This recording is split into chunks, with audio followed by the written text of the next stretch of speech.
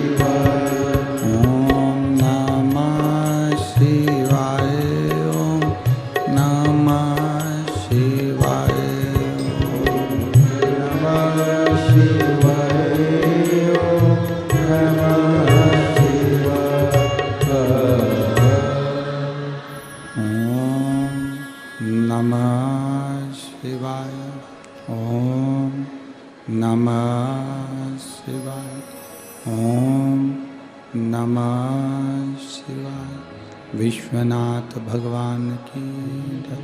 महाकालेश्वर भगवान की। ओमकारेश्वर भगवान की। कुबेरेश्वर महादेव की जय। हर हर महादेव। हर हर महादेव। हर हर महादेव। काशी विश्वनाथ ओगरदानी त्रिकालदर्शी कैलाशी अविनाशी भगवान शिव, जिनकी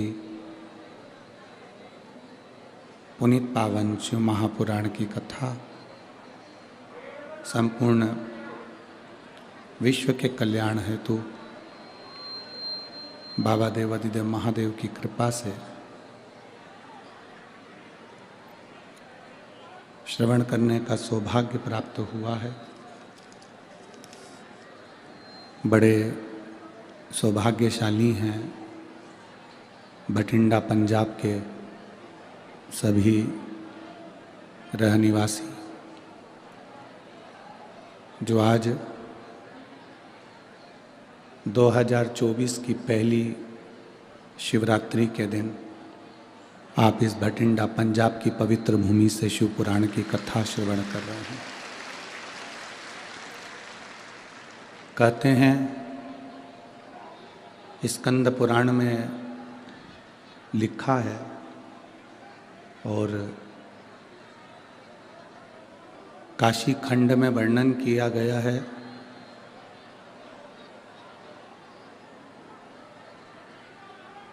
कि भगवान की अविरल भक्ति जब शिवरात्रि आती है मार्च के महीने में, जो महाशिवरात्रि आती है उससे पहले की 2 शिवरात्रि और माह की शिवरात्रि तीसरी, कहते हैं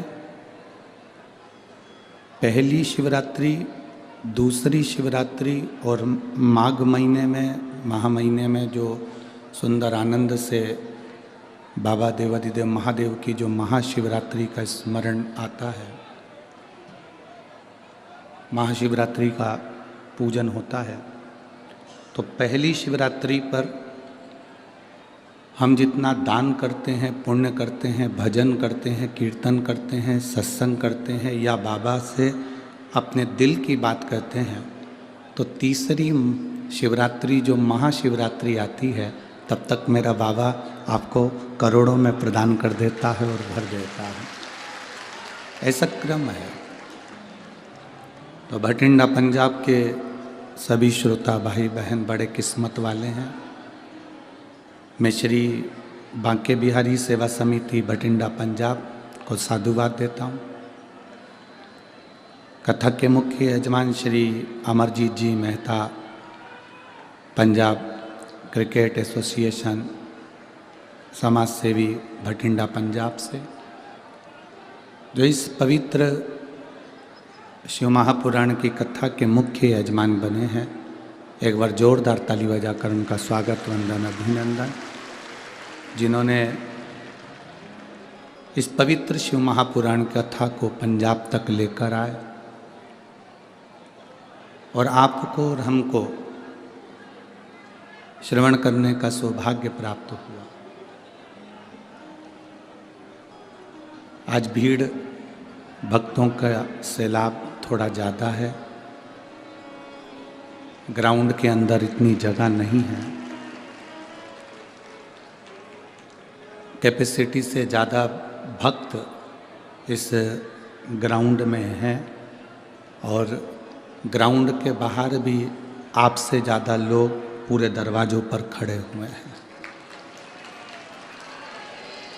इतनी कड़कड़ाती हुई ठंड, जहाँ पारा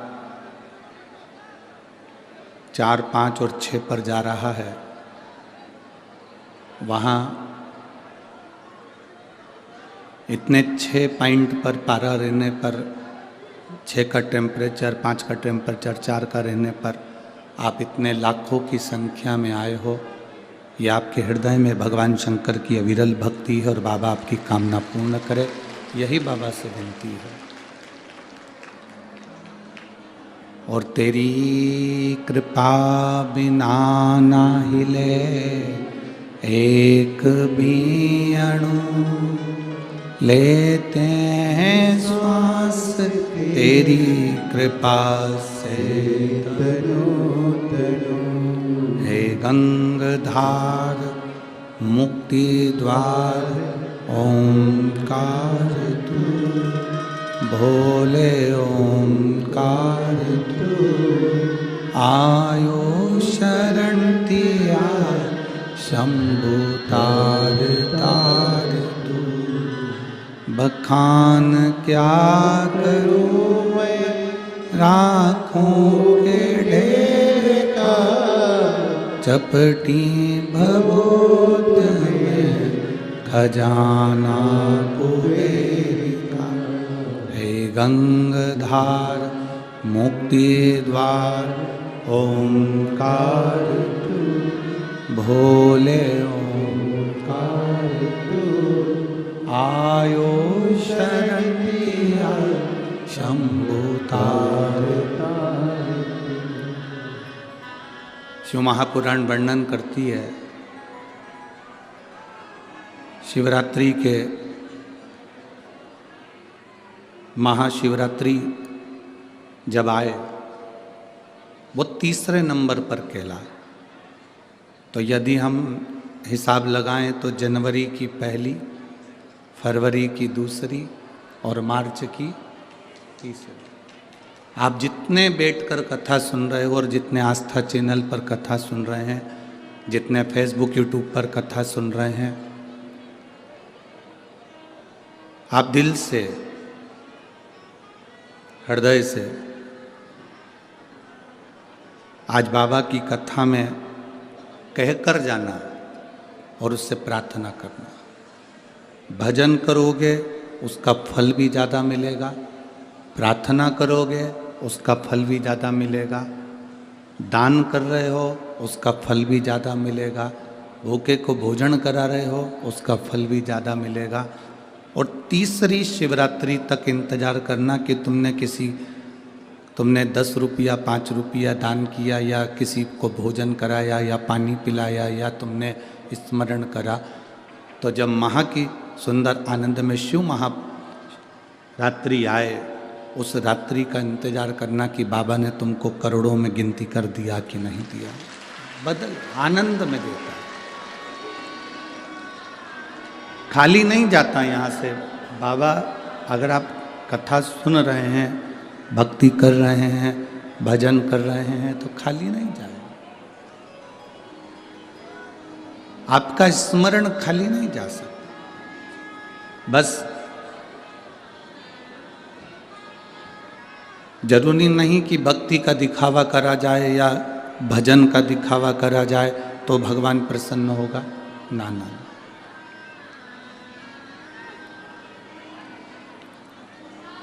भजन का, भक्ति का, दान का, पुण्य का, स्मरण का दिखावा नहीं होना चाहिए।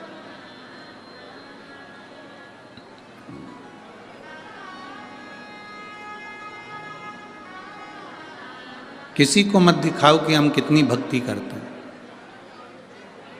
जैसे लक्ष्मी को तिजोरी में छुपा कर रखा जाता है,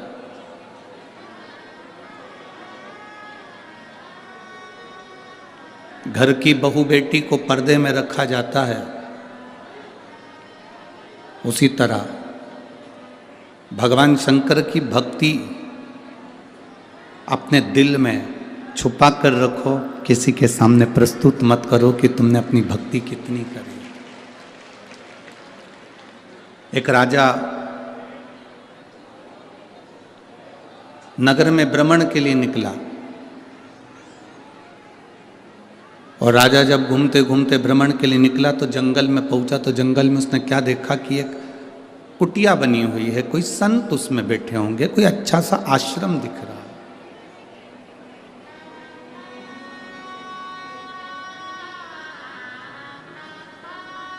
कोई श्रेष्ठ आश्रम उसको दिखा। राजा उस आश्रम में गया। आश्रम में एक महात्मा जी बैठे हुए थे। राजा ने उनको प्रणाम करा, आशीर्वाद लिया, उनसे मिलना हुआ। जब तक किसी से मिलते नहीं हो ना तो हमारे दिल में गलत फहमियाँ आती रहती है।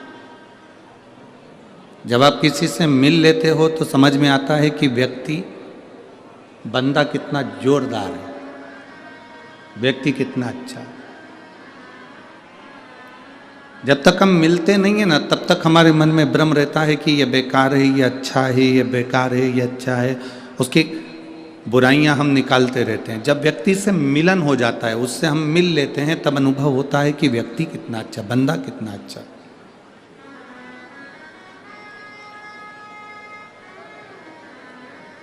गुरु नानक देव जी ने तो अपने शिष्यों से कहा, गुरु नानक देव जी ने बाले से भी कहा और अपने जितने शिष्य थे उनके चारों पांचों सबसे कहा। अपने दोनों पुत्रों से भी गुरु नानक देव जी ने कहा कि व्यक्ति से जब तक मिलो ना तब तक उसकी निंदा करो ना।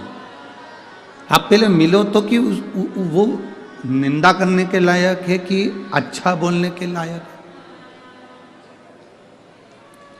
किसी ने तुम्हारे कानों में आकर कह दिया कि वो व्यक्ति बुरा है और तुम उसकी निंदा में लग गए। किसी ने तुम्हारे पास में आकर कह दिया कि वो व्यक्ति बेकार है और तुम उसकी निंदा में लग गए। ना ना, गुरु नानक देव जी कहते हैं कि निंदा ना करिए। गुरु नानक देव जी कहते हैं पहले, सबसे पहले उसको परखो कि वो ठीक है कि नहीं है।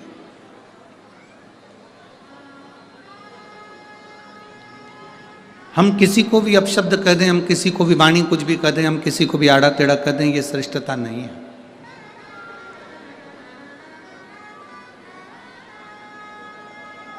कहा, राजा ने एक आश्रम देखा, संत का आश्रम था, उसमें गए, बड़ा सुंदर था। राजा ने महात्मा जी को प्रणाम कर कर कहा, बाबा जी प्रणाम। बाबा जी ने कहा, कौन है? कहा, मैं राजा नगर का, यहाँ वन में आया हूँ, आपका आश्रम देखा था, बड़ा सुंदर लगा तो आपसे मिलने के लिए आ गया। ठीक है, अब आप आ गए हैं मिलने के लिए, आश्रम देखो, दर्शन करो, प्रसाद पाओ, फिर जाओ। राजा ने जब महात्मा जी के घर का भोजन करा, दाल एकदम पानी की तरह, रोटी एकदम मोटी मोटी, ना उसमें नमक था ना उसमें मसाला था, और राजा ने उस भोजन को ग्रहण किया। तो महात्मा जी से कहा, महाराज जी इतने सारे महात्मा यहाँ रहते हैं, संत यहाँ रहते हैं, और तुम भोजन ऐसा कराते हो, ऐसा भोजन करते हो, श्रेष्ठ नहीं है। अब मैं राजघराने से, राजकोष में से आपके लिए कुछ ना कुछ भेजूंगा, आप अच्छा बनाओ, अच्छा खिलाओ, अच्छे से रहो।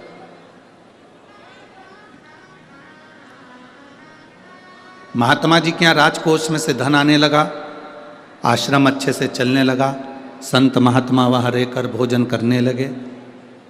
अब राजा की ऐसी आदत हो गई कि वो महात्मा जी से बात करता, सिंहासन पर बैठकर उनसे सब राय लेता, राज्य कैसे चलाना है वो भी पूछ लेता, और महात्मा जी उसको मार्गदर्शन करते।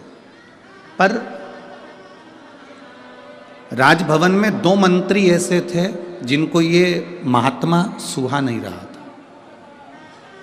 अभी तक इनकी राय ली जाती थी, इनसे पूछा जाता था, इनसे कहा जाता था, अब उनसे पूछा नहीं जा रहा तो उनको अच्छा नहीं लगा। जब उनको अच्छा नहीं लगा तो उन्होंने राजा से कहा, महाराज आप राजकोष में से इतना धन उनको दे रहे हो, इतना धन निकाल कर आप आश्रम को दे रहे हो, और वहाँ आश्रम में जाकर देखो तो सब चकाचक खा के पड़े रहते हैं, कोई ऐसा नहीं नजर आता कि कोई भगवान की भक्ति कर रहा हो, कोई भगवान का भजन कर रहा हो, कोई भगवान की स्मरण कर रहा हो, हमें तो नहीं दिखता।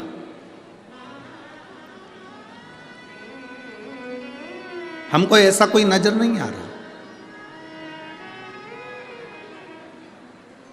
राजा के मन में धीरे धीरे धीरे धीरे दिया गया। जब थोड़ी थोड़ी निंदा किसी व्यक्ति की करी जाती है तो व्यक्ति के दिल में वो बात पक्की हो जाती कि हो सकता है व्यक्ति ऐसा ही हो। ना बहू बुरी होती है ना सास बुरी होती है। जो बेटी अपने माँ बाप का घर छोड़कर तुम्हारे घर में आ जाती है वो क्या बुरी हो सकती है? और जो सास अपने जेवर तुड़वाकर अपनी बहू को दे देती है, क्या वो सास बुरी हो सकती है? ना बहू बुरी है ना सास बुरी है। बस जिनको इनका प्रेम सुहा नहीं रहा, जिनको इनका स्नेह नहीं सुहा रहा, वो धीरे धीरे स्लो पॉइजन देना चालू कर देते हैं। तुम्हारी बहू ने तुमसे पूछकर काम करा था, तुम्हारी बहू पूछकर बाजार गई थी, तुम्हारी बहू पूछकर सामान लाई थी, तुम्हारी बहू साड़ी लाई थी, सास ने तुम्हारा ऐसा कर दिया, तुम्हारी ननंद को पूरा सामान दे दिया, ननंद के बच्चों को ये दे दिया, ननंद को ऐसा कर दिया, तुम्हारी ननंद आई थी उसको ये दे दिया। ये स्लो पॉइजन है जो सास और बहू के बीच में दिया जाता है। इधर आवाज नहीं जा रही है। ये स्लो पॉइजन है जो सास और बहू के बीच में दिया जाता है। अब धीरे धीरे दोनों में तकरार चालू हो जाती है। राजा को भी समझाया गया, धीरे धीरे बताया गया कि ये अच्छा नहीं है, महात्मा जी अच्छे नहीं हैं, आश्रम में कोई भजन नहीं करता, कोई कीर्तन नहीं करता, कोई मंत्र जाप नहीं करता, सब खा के पड़े रहते हैं, सब खा के पड़े हुए। बड़ा राजा ने कहा, हमारे राजकोष के धन का दुरुपयोग हो रहा है, हमारे राजकोष के धन का दुरुपयोग। राजा ने कहा, आज ही रात को मैं जाकर पता करूंगा कि ये क्या हो रहा है। मैं आज रात को जाकर मालूम करूंगा कि आखिर हो क्या रहा है। राजा एक साधारण वस्त्र पहन लेता है और संत के आश्रम में पहुंच जाते हैं। महात्मा जी के आश्रम में पहुंच गए। जैसे ही महात्मा जी के आश्रम में राजा पहुंचा तो महात्मा जी ने आवाज लगाई, राजा तुम आए हो, आ जाओ, तुम आए हो, आओ बैठो। राजा, महाराज जी आपने मुझे पहचान लिया? हाँ। कैसे आना हुआ महाराज? मैं देखने के लिए आया था, मेरे मंत्रियों ने मुझसे कहा कि महाराज जी ये जो मंत्री बोल रहे हैं कि यहाँ से जो राजकोष से धन जाता है वहाँ के लोग तो खाकर पड़े रहते हैं, भगवान का भजन नहीं करते, कोई के हृदय चेहरे से नहीं लगता कि कोई भगवान की भक्ति करता हो। संत ने राजा का हाथ पकड़ा, लेकर चले गए दोनों मंत्रियों के यहाँ। सो रहे थे दोनों मंत्री, एक मंत्री के घर पर पहुंचे, राजा को एक बाल्टी पानी दिया, डाल दे मंत्री के ऊपर। राजा ने बाल्टी भरकर पानी मंत्री के ऊपर डाला। मंत्री उठते से गालियां बकना प्रारंभ कर दिया। रिटर्न आ रहा है आवाज। मंत्री ने गाली बकना प्रारंभ कर दिया। राजा फिर दूसरी बाल्टी लेकर दूसरे मंत्री के यहां पर गए और फिर डाला तो उसने और गंदी गंदी गालियां देना प्रारंभ कर, और गंदी गाली दी। अब राजा को संत ने बाल्टी भरकर जल दिया। रिटर्न आ रहा है ना। बाल्टी भरकर पानी दिया और बाल्टी भरकर पानी देने के बाद में कहा कि अब ये जल अब यहाँ जो संत सोए हैं इनके ऊपर डालो। राजा ने एक बाल्टी पानी लेकर एक संत पर डाला। जैसे ही संत पर डाला, संत उठते से बोले शिव शिव शिव शिव शिव शिव शिव शिव। फिर दूसरी बाल्टी दूसरे संत पर डाला, उन्होंने कहा शंभु शंभु शंभु शंभु शंभु शंभु। तीसरे पर डाला हर हर महा। राजा गुरुजी के पास आकर बोला, गुरुदेव क्या बताना चाहते हो? गुरुजी ने कहा, देखो जिनके लिए कहा गया कि यहाँ तो सब ऐश्वर्य राम की जिंदगी जी रहे हैं, अगर कोई संत कोई साधु तुम्हारे धन का सदुपयोग कर रहा है, भोजन कर रहा है, तो वो सो भी रहा है ना, तो उसके भीतर उसकी भक्ति शंकर के नाम का उच्चारण कर रही है। और जिसके अंदर आसक्ति और तृष्णा भरी है, उसको क्रोध, रात में सोते सोते भी क्रोध उसके अंदर भरा हुआ। भक्ति का दिखावा नहीं होना चाहिए।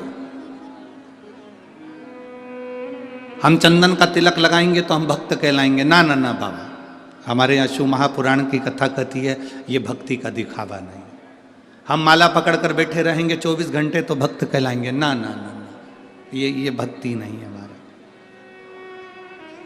लोग आपसे कहें कि मंदिर में जाने से पहले तुमको कपड़ा बदलना पड़ेगा, मंदिर में जाने के लिए तुम्हें इस कलर का कपड़ा पहनना पड़ेगा, तुम्हें भगवान को पाने के लिए सफ़ेद कपड़ा पहनना पड़ेगा, तुम्हें भगवान को पाने के लिए लाल कलर का कपड़ा पहनना पड़ेगा, तुम्हें भगवान को पाने के लिए ये वाले कलर का कपड़ा पहनना पड़ेगा। तो उसको समझा देना, मेरा महादेव कपड़े बदलने से कभी प्रसन्न नहीं होता, मेरा महादेव कलेजा बदलने से प्रसन्न हो जाता है। कपड़ा बदलने से कभी परमात्मा प्रसन्न नहीं हुआ। आप जिंदगी में कितने भी कपड़े चेंज कर लो, भगवान को तुम्हारे कपड़े से कोई मतलब नहीं है। उसने तो एक कपड़ा तुम्हें देकर भेज दिया, वो कपड़ा तुम्हारा इतना जोरदार है, वो तन तुम्हारा शरीर इतना जोरदार है। भगवान ने कहा जो कपड़ा मैंने तुझे पहना कर भेजा है, बस इस कपड़े को तू मेला मत होने देना, इस कपड़े को तू गंदा मत होने देना। ये जो मैंने तुझे कपड़ा दिया है ये साधारण कपड़ा नहीं है, इसको गंदा मत होने दो। तुम जिस कपड़े को पहने रहते हो वो कपड़ा गंदा हो जाता है, कोई गंदा करके चले जाता है तो तुम्हें गुस्सा आएगा कि नहीं आएगा? चलो जाने दो, तुम यहाँ बैठे हो, कोई चाय की ट्रे लेकर आया और तुम्हारे ऊपर ढोल दे, तुम्हें गुस्सा आएगा कि नहीं आएगा? बोलो बोलो, जम के बोलो जरा।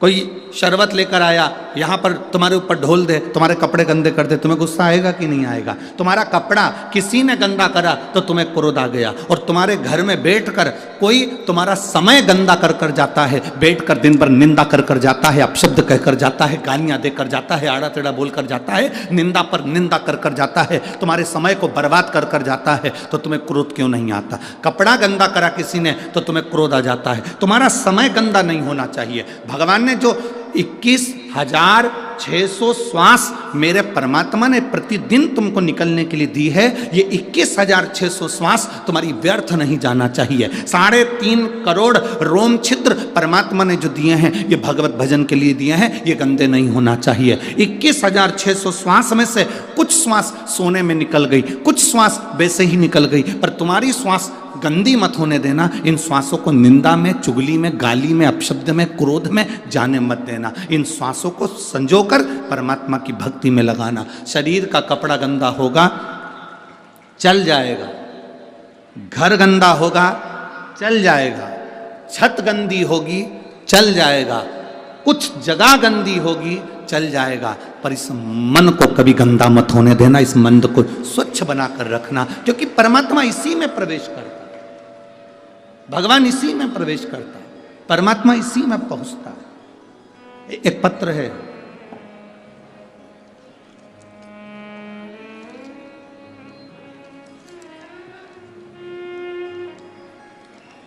मेरा नाम अमित कुमार है, मैं अंबाला कैंट का निवासी हूं। कहीं बैठे हैं अमित जी तो हाथ हिला सकते हैं, आप वहीं हैं? आ जाइए, आओ, आ जाओ, आ जाओ।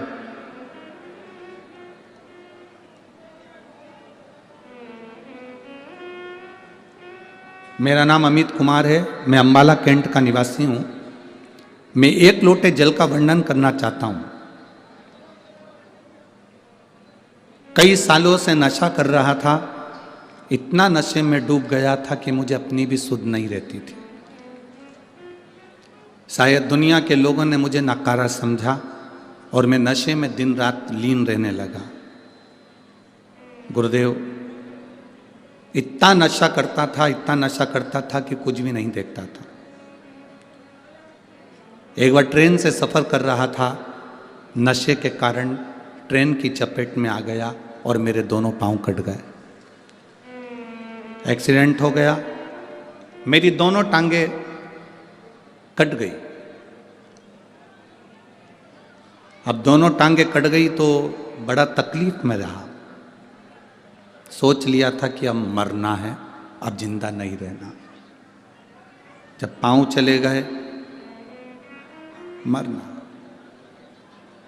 आपकी पहली बार कथा सुनी, केवल मोबाइल पर किसी ने क्लिप भेजी थी, उस रील को मैंने सुना और उस दिन मैंने विचार करा, आपने उस रील में कहा था कि चाहे दुनिया की कितनी भी तकलीफ आ जाए पर मरना नहीं है, छाती पर मूंग दलना है।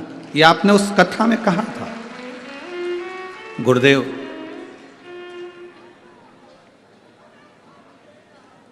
उस रील ने मेरे को बल दिया और मैंने पहली बार उसी दिन संकल्प कर लिया कि आज के बाद नशा नहीं करूंगा और पूरा नशा छोड़ दिया। जब 24 घंटे में नशे में रहता था तो मैंने नशा छोड़ा और अब मेरे पांव कट गए थे, तब मैं करता क्या, मैंने विचार करा कि इस शरीर को छोड़ देता हूं। पर आपने जब क्लिप में कहा, एक छोटी सी रील में आपने कहा कि मरना नहीं, कितनी भी समस्या हो, छाती पर मूंग दलना पर मरना मत, तब मैंने सोच लिया कि मेरे पांव चले गए तो क्या हुआ, मैं मेहनत पूरी करूंगा। और मैंने मेहनत करी और बाबा की कृपा से आपका नाम लेकर, शिव का नाम लेकर, मैंने एक छोटी सी बुक की स्टेशनरी डाली और बाबा का मैं क्या गुणगान करूं गुरुदेव। शिव शिव है। जब मैं नशे में रहता था मेरे पास अठन्नी नहीं थी और मेरे पांव जाने के बाद मैंने नशा छोड़ा और जब मैंने स्टेशनरी डाली, उस स्टेशनरी को डालने पर मेरी बेटियां दोनों उस स्टेशनरी को करने लगी। पहले तो स्टेशनरी चलती नहीं थी तो बेटियां भी रोती थी, पापा कुछ नहीं है, अब हम करें क्या। हम उनको बल देते थे, सियोर वाला महाराज कभी झूठ नहीं कर सकता, शिव पुराण कभी झूठ नहीं कर सकती, तुम चिंता मत करो, दिल लगाओ उस स्टेशनरी में। और मैं और मेरी बेटियां जब स्टेशनरी चलाने लगी, आज बाबा की कृपा से हमको बाबा ने सब कुछ दे दिया गुरुदेव, और मैंने मरने का भी अब वो विचार छोड़ दिया। मैं बाबा को यहाँ धन्यवाद देने आया हूँ।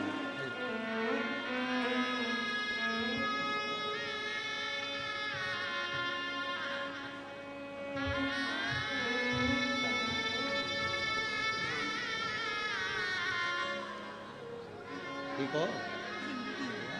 अब स्टेशन ठीक चल रही है, नशा पूरा छोड़ दिया। ठीक है बेटी, ठीक चल रहा है, अब स्टेशन ठीक है, बाबा अच्छा करे।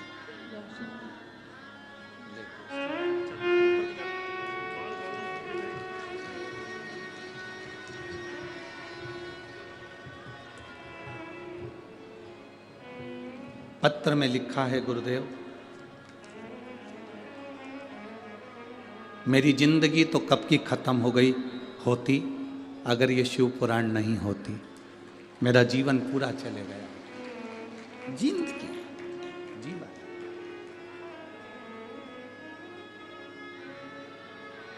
आप लंगर चलाएं ना चलाएं, आप भूखे को भोजन कराएं ना कराएं, आप प्यासे को पानी पिलाएं ना पिलाएं, आप मंदिर में जाकर 2 अगरबत्ती लगाएं ना लगाएं, आप मंदिर में जाकर दीप जलाएं ना जलाएं, पर इतना जरूर करना कि किसी के चेहरे पर प्रसन्नता आ जाए, उससे बढ़कर दुनिया की कोई रोशनी नहीं हो सकती। गुरु नानक देव जी ने अपने शिष्यों को बस यही बात सिखाई है कि सबके चेहरे पर प्रसन्नता हो, सब में रब नजर आने लगे, सब में सुंदरता दिखती रहे, सब खुश रहे। सर्वे भवन्तु सुखी सुखी ना।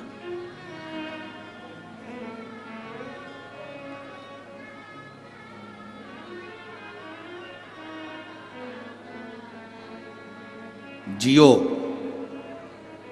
मैं पूरे भारत और विश्व के लोगों से कहूंगा, इस व्यक्ति से एक बल भी ले लो, पांव चले गए पर हिम्मत नहीं तोड़ी, शिव पुराण पर अटल रहा। शिव महापुराण पर अटल रहा कि बाबा कहा है, झूठ नहीं कह सकता। और फिर निवेदन करूंगा, शिव महापुराण की कथा, आज शिवरात्रि है, शिवरात्रि के दिन इतनी जरूर कहूंगा कि शिव महापुराण की कथा सीहोर वाला पंडित प्रदीप मिश्रा कभी नहीं बाँचता। शिव महापुराण की कथा तो वो बाबा आकर बाँचता है और आप सुनते हैं। प्रदीप मिश्रा की कोई सामर्थ्यता नहीं है कि वो शिव पुराण की कथा बाँच ले। वो तो वो खुद आता है कुबेर भंडारी, कुबेरेश्वर महादेव, और बाँच कर चले जाता है। जिसने भरोसा कर लिया उसकी जिंदगी संवर जाती है, और जो नहीं कर पाया वो रह जाता है। इसमें हमारी कोई सामर्थ्यता नहीं है, इसमें आपके विश्वास की सामर्थ्यता, इसमें आपके भरोसे की सामर्थ्यता। बोल बम का नारा है, बाबा एक सहारा। आपका विश्वास दृढ़ है। देखिए कथा कितने घंटे की है? 3 घंटे की। हमारा तो इतना सा निवेदन है, अगर मान लो कोई अंदर नहीं आ पा रहा है, ग्राउंडों में जगह नहीं है, दरवाजे बंद है, तो आप दरवाजे के बाहर बैठकर सुन लो, पर समय मत निकलने दो। आज शिवरात्रि की कथा 1 मिनट की भी मत जाने दो। ये झोली भर कर लेकर जाने वाली कथा है जो आपकी जिंदगी को संवार देगी। हम जानते हैं जगह नहीं है, इतना पूरे स्टेडियम में कुर्सियाँ, आसपास पूरा ग्राउंड भरा पड़ा है, लोग रोडों पर इकट्ठे खड़े हैं, जगह नहीं, लोग दुकानों में बैठे हैं, दुकानदारों ने अपनी अपनी टीवियाँ चालू कर दी है, वहाँ कथा चल रही है। लाखों की संख्या में आप लोग पहुँचे हैं, कोई साधारण है क्या? स्टेडियम की जितनी कैपेसिटी होगी उतनी ही तो अंदर आ सकोगे।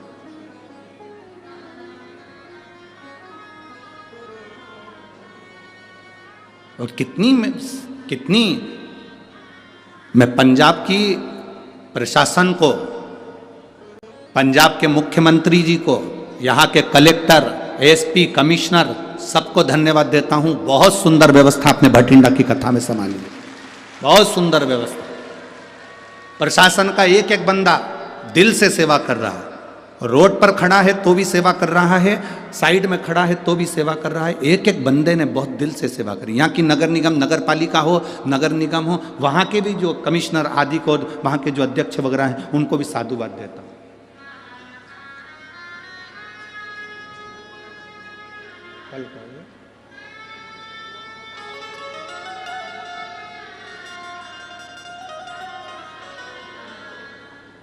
बहुत सुंदर व्यवस्था यहाँ प्रशासन संभाला है। बस आप लोगों से एक निवेदन है, ये भी लिख के अभी भेजा गया है कि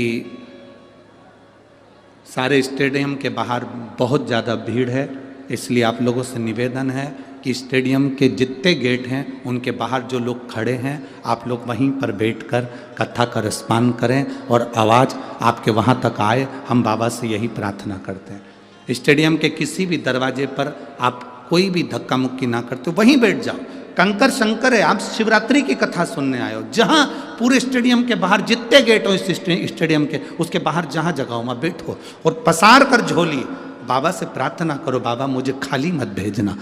मेरे को 3 शिवरात्रि में सीहोर की कथा में जाकर बोलना है कि मेरे बाबा ने मुझे पंजाब में जो कथा सुनी थी उसमें दिया मुझे बाबा।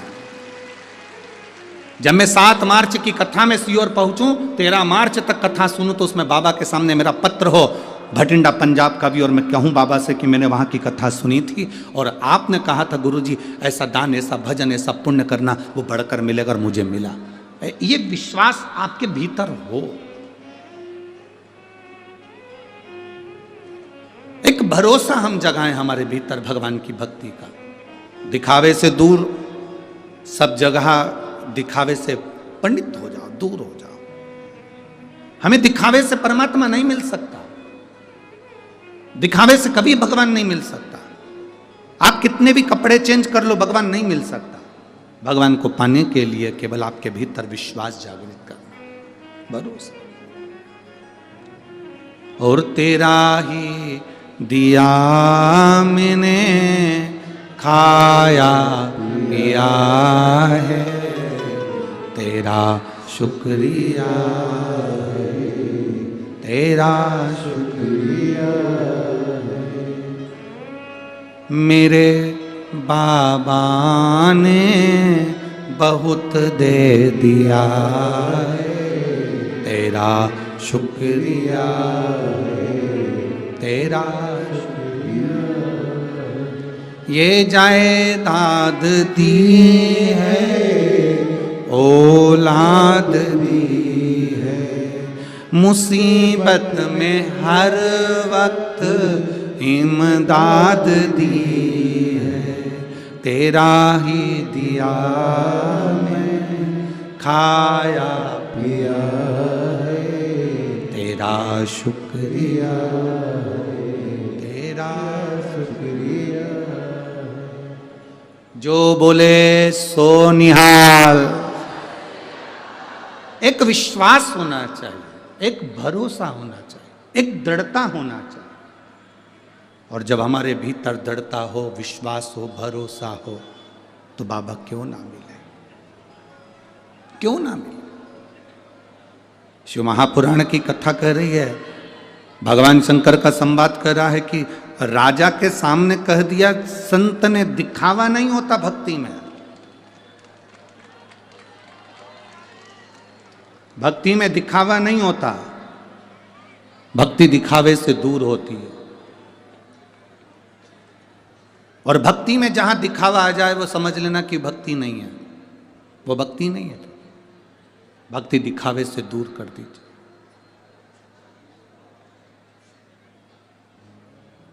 एक बार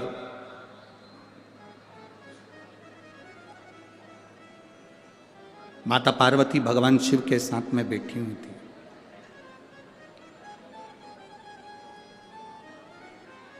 और माता पार्वती जब भगवान देव अधिदेव महादेव के साथ में विराजमान थी, थोड़ी देर बाद भगवान शंकर ने पार्वती जी से कहा, मैं भ्रमण कर कर आता हूं, तुम इस नंदन वन का दर्शन कर लो,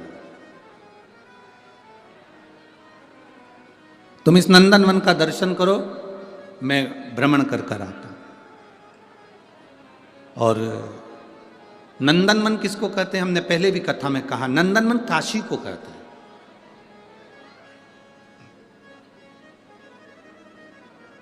नंदनवन अगर कोई बोले तो समझ लो वो काशी को कहा, काशी को कहा,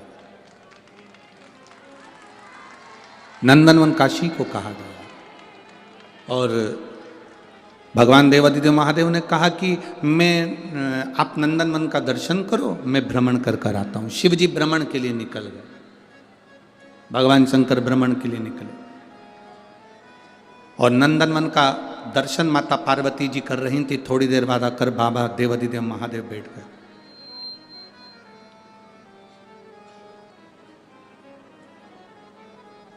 जैसे ही शिव जी बैठे, पार्वती जी पीछे से आकर उनके नेत्रों को बंद कर ली। जैसे ही नेत्रों को बंद करा, नेत्र का स्पर्श माता पार्वती जी के हस्त कमल से हुआ। आंख बंद करते से उनकी आंख से एक आंसू निकल गया। उस आंसू से एक बच्चे ने जन्म ले लिया जिसका नाम अंधकासुर। क्या नाम है उसका? अंधकासुर। उस बच्चे ने जो जन्म लिया उसका नाम अंधकासुर था। अब अंधक को गोदी में माता पार्वती जी ने लिया और पार्वती जी ने गोदी में लेकर भगवान शिव से कहा कि ये मेरा पुत्र है, आपके द्वारा प्रकट हुआ है, इसको मैं अपने पास रखूंगी। शिव जी ने मना कर दिया, नहीं पार्वती, ये मेरे नेत्र बंद करने के बाद प्रकटा। ये कथा हमको सीखने के लिए है। भूखे को भोजन कराना है, जीते जी करा दो। प्यासे को पानी पिलाना है, जीते जी करा दो। लंगर लगाना है, जीते जी लगा लो। हम उल्टे चलते हैं। मरने के बाद हम ब्राह्मण को घर में बुलाकर कहते हैं, साहब लो हम तुम्हें को भोजन करा दे, मेरे पूर्वजों को मिल जाएगा। शिव महापुराण की कथा कहती है, अपने जीते जी अपने हाथों से दान करते चलो, अपने जीते जी अपने हाथों से पुण्य करते चलो। आज किसी ने एक प्रश्न किया था, गुरुजी हम अपने पैसे को ऊपर तक कैसे ले जा सकते हैं? हम अपने धन को ऊपर तक कैसे ले जा सकते हैं? आज किसी ने प्रश्न किया कि हम हमारा धन ऊपर तक कैसे लेकर जाएं? आपके पास कोई, जैसे आप शुगर का उपाय बता देते हो, जैसे आप बीमारी के उपाय बता देते हो, किडनी लीवर के उपाय बता देते हो, जैसे आप हर चीज़ के उपाय बता देते हो और लोग उसको कहते हैं कि आपने उपाय बताया, टोटका बताया, ये बताया, तो आपके पास कोई ऐसा उपाय है कि हमारा पैसा हम ऊपर ले जाएं?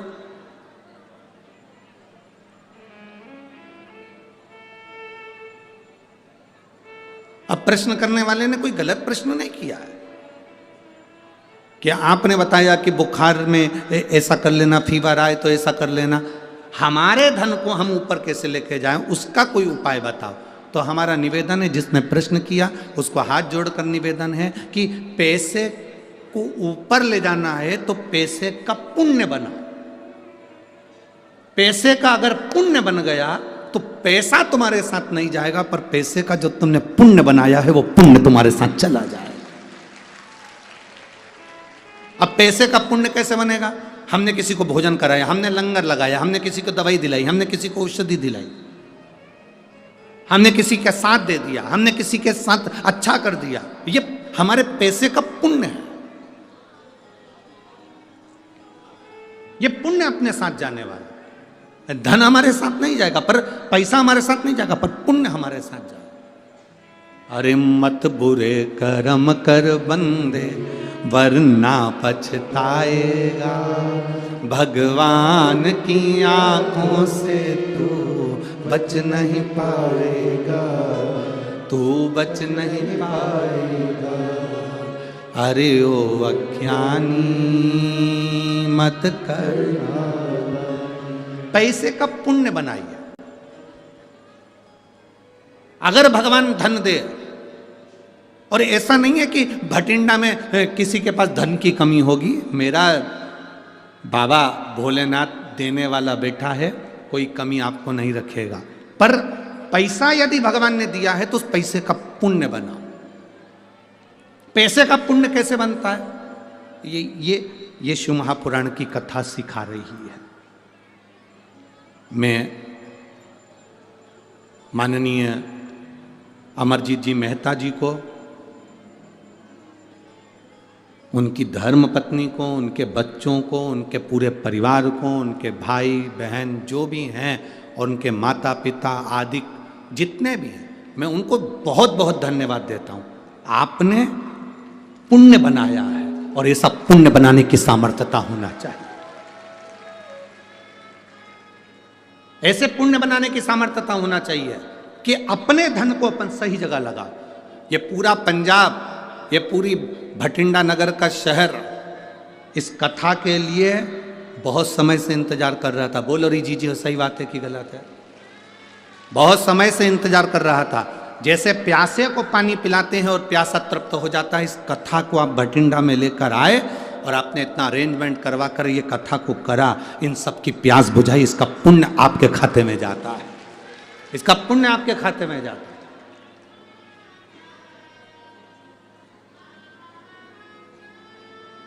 लाख आप अपने बच्चों का ब्याह करना, लाख आप अपनी बेटियों का ब्याह करना, अपने भाई का ब्याह करना, इसका ब्याह करना, उसका ब्याह करना, जो आनंद आपने जो 7 दिन की शिव पुराण में लिया होगा वो आनंद तो आपको विवाह में भी नहीं आएगा, क्योंकि ये भक्ति भगवान की है, ये अविरल भक्ति है, अविरल भक्ति।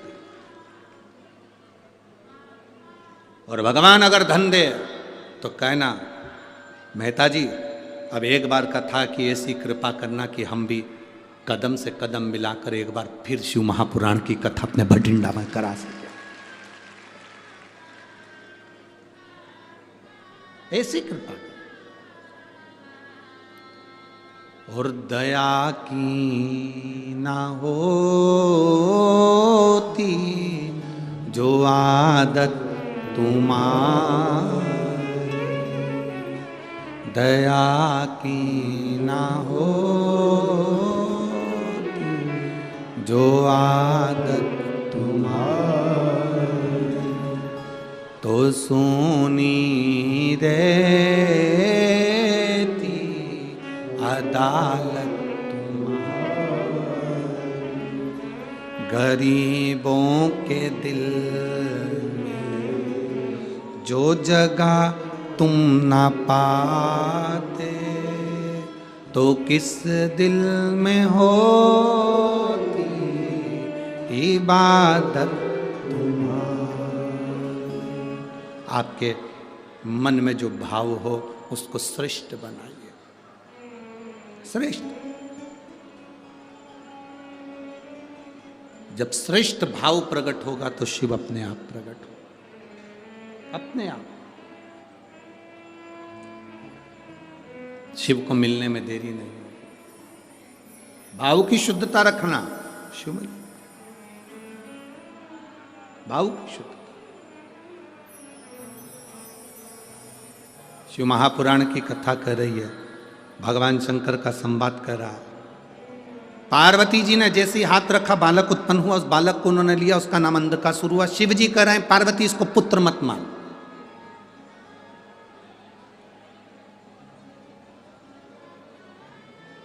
पार्वती इसको पुत्र मत मान।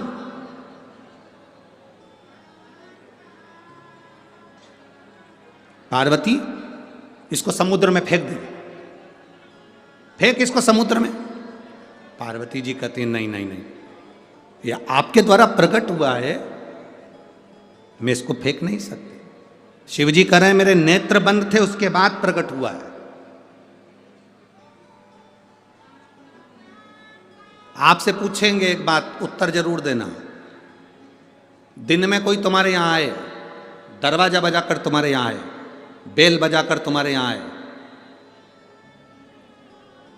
वो तुम्हारा कौन कहलाएगा? अतिथि, मेहमान। बोलो सही है कि गलत है? रात को तुम सो गए, दरवाजे बंद, खिड़की में से कोई आए, अतिथि कहलाएगा? चोट्टा,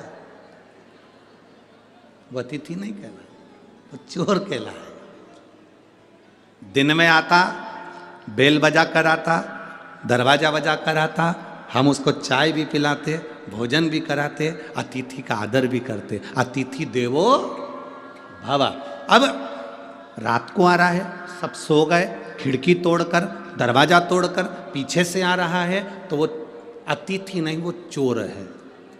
शिवजी कह रहे हैं मेरे नेत्र खुले होते और मैं इसको प्रकट करता तो मैं अपना पुत्र मानता, परंतु मेरे नेत्र बंद हो गए थे, तब ये प्रकट हुआ, इसलिए ये मेरा पुत्र नहीं है, ये असुर है। फेंक दे इसको समुद्र में, इसको समुद्र में फेंक।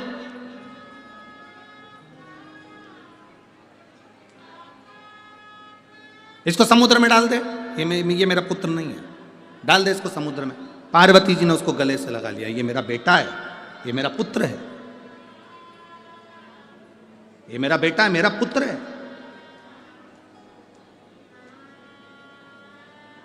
और यदि ये मेरा बेटा है और मेरा पुत्र है, तो मैं इसको कैसे समुद्र में डाल सकती हूं? मैं नहीं डाल सकती। दुनिया बड़ी विचित्र है। एक लड़का लड़की के पास बैठा था, प्रेमी प्रेमिका के पास बैठा था और बैठे हुए उससे कह रहा था,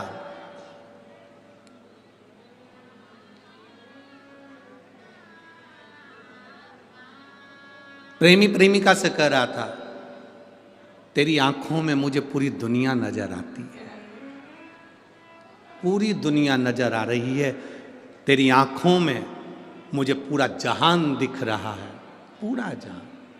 एक पास में व्यक्ति बैठकर रो रहा था।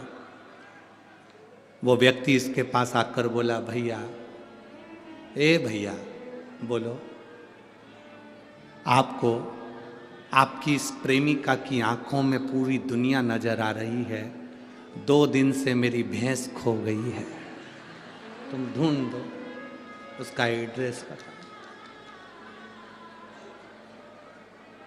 एक कहना, एक बात अपने सामने प्रकट कर देना एक अलग प्रसंग हो जाता है कि किसी ने कह दिया, एक लड़की लड़के से बोली कि तुम चिंता मत करो, एक बार अपनी शादी हो जाए पूरे घर को स्वर्ग बना दूंगी। अब लड़का समझ भी नहीं पा रहा कि वो कह रही है एक बार शादी हो जाए पूरे घर को स्वर्ग बना दूंगी। जब घर स्वर्ग बन जाएगा तो रहने वाले सब, जम के तो बोलो जरा, स्वर्ग वासी। तुम एक बार बस शादी हो जाने तो मैं सारे घर को स्वर्ग बना दूंगी। इतनी बड़ी बड़ी बात लोग करते हैं, इतनी बड़ी बड़ी बातें। तुम बोलोगे जैसा, मैं पूरे घर को स्वर्ग बना दूंगी। जो कह रही है ना घर को स्वर्ग बना दूंगी, 25 मेहमान घर में आ जाओ, कह दो कि खिचड़ी बना दे तो नहीं बना, छोला भटूरा बना दे तो नहीं बना, और घर स्वर्ग बनाने चले। तो इतनी बड़ी बड़ी बात क्यों कहना। शिव महापुराण के अंतर्गत संत, साधु, सन्यासी, तपस्वी, साधक, उपासक, एक असली गुरु, एक साधक, एक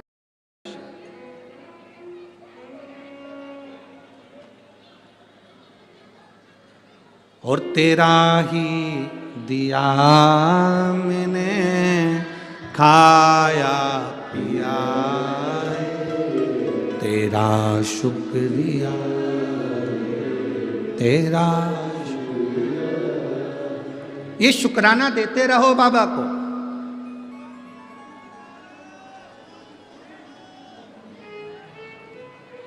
आवाज नहीं जा रही है उधर।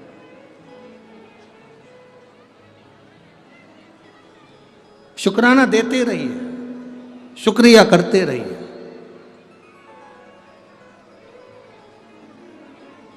जब आप शुक्राना करेंगे, शुक्रिया करेंगे तो कृपा भी करेगा महाराज, कृपा भी करेगा। शिव तत्व कह रहा, एक विश्वास, एक भरोसा, एक दृढ़ता, यह हमारे जीवन को सार्थक बनाती है। एक विश्वास, भरोसा, दृढ़ता हमारे जीवन को सार्थक बनाती है। अब घर के 2 बेटे हैं और वो घर के दोनों बेटे दोनों व्हील चेयर पर आ जाए, शुद्ध भी नहीं, याददाश्त भी नहीं, शरीर काम भी ना करे, केवल पड़े हैं, केवल पड़े।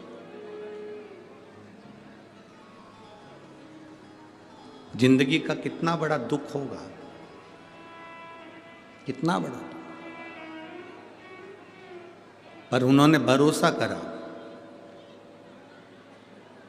विश्वास करा, एक लोटा जल शिव जी को समर्पित करा और सारी समस्या का हल एक लोटा जल। हमसे कई लोग कहते हैं गुरुजी हम दूसरे धर्म से जुड़े हुए हैं, हम शंकर जी के मंदिर जाएंगे, लोग क्या कहेंगे। हम उनसे कहते हैं ईमानदारी से बोलना, जब शरीर में रोग होता है तो डॉक्टर से जाकर पूछते हो कि तू ब्राह्मण है कि क्षत्रिय है कि वैश्य है कि शूद्र है।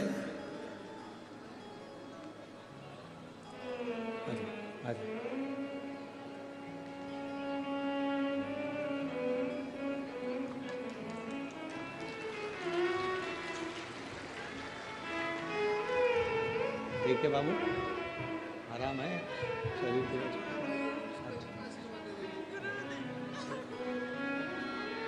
रो नहीं बाबू, रोते नहीं, अब तो खुश हो ना, बाबा ठीक कर इसको। रोना नहीं, अब तो बाबा सब अच्छा करा है तो ये भी अच्छा करा, खुश हो। शंभु, आंसू पोंछ कर जाओ, बाबा के यहाँ ना बड़े खुश होकर जाना चाहिए। शिव ने अच्छा कर दिया, इससे बढ़कर क्या चाहिए। शंभु, बेलपत्र दिया है ना, उनको देना है ना, दोनों को, ठीक है। शंभु,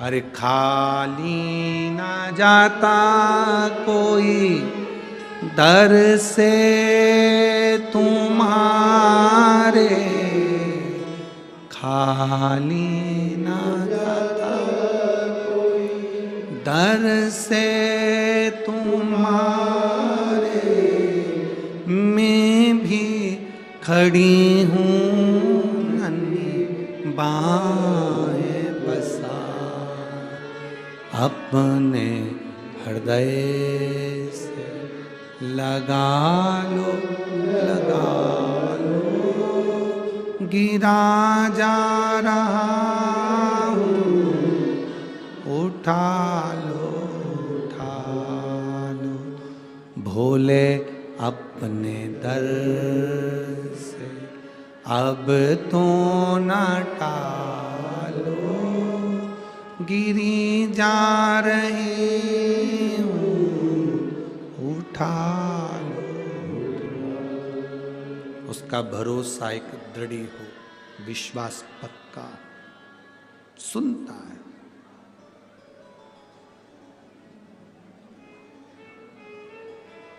शंकर की कथा कर रही है,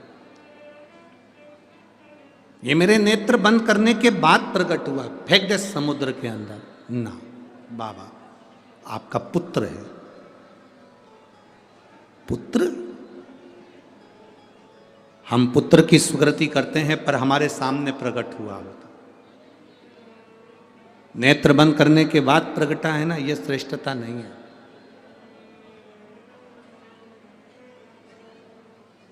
जो एक बार भगवान की एक एक अविरल भक्ति को जान जाता है, वो पहचान जाता है कि शिव तत्व है क्या। आज ये पूरा स्टेडियम भरा पड़ा है, स्टेडियम के बाहर भी जितने लोग अंदर हैं उससे ज्यादा स्टेडियम के बाहर भी खड़े हुए हैं, बैठे हुए हैं। आप दिल से कथा सुन रहे हैं, शिवरात्रि का आप कथा भी सुन रहे हैं, स्मरण भी कर रहे हैं, लंगर भी चला रहे हैं, दान भी कर रहे हैं, पुण्य भी कर रहे हैं। तारीख लिख कर रखना, 7 मार्च को वापिस मिलेंगे और बताना कि बाबा ने हमको 3 शिवरात्रि पूरी होने पर हमने जो दिया था उससे अधिक दिया कि नहीं दिया। हमने जो दान करा, हमने जो लंगर चलाया, हमने जो मांगा बाबा से, भले हम टीवी के सामने बैठकर कथा सुन रहे हो, भले हम मोबाइल के सामने कथा सुन रहे हो, मेरे बाबा ने मेरी सुनी कि नहीं सुनी, उसके स्मरण में आप क्या।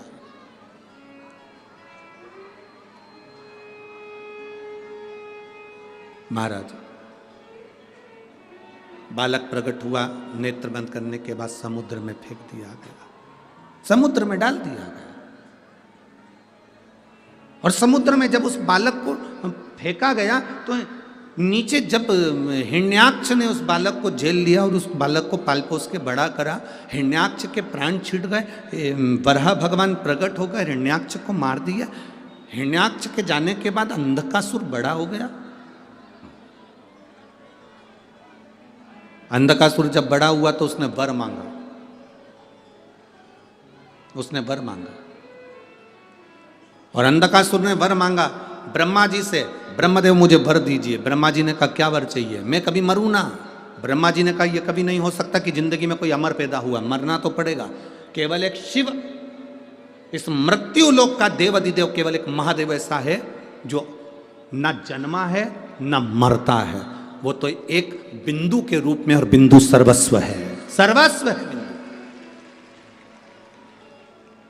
सर्वस्व।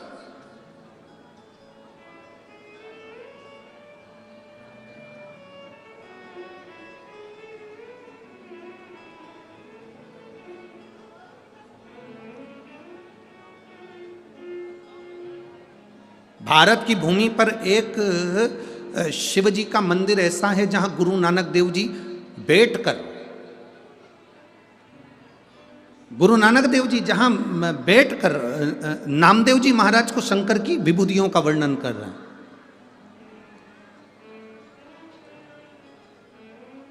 वो महाराष्ट्र का औंधा नागनाथ मंदिर है, जहां पर सिख धर्म के लोग भी सबसे ज्यादा जाते हैं और हिंदू भाव भी बहुत अधिक संख्या में, सारे धर्म का व्यक्ति वहां दर्शन के लिए जाता है। जहां पर गुरु नानक देव जी बैठकर स्वयं नामदेव जी महाराज को ज्ञान चर्चा दे रहे हैं। जो नामदेव जी महाराज संत शिरोमणि है, साधक है, उपासक है, संत हैं, तपस्वी हैं, दो संत आपस में बैठकर वहां चर्चा कर रहे हैं, संत गुरु नानक देव जी और संत नामदेव जी महाराज।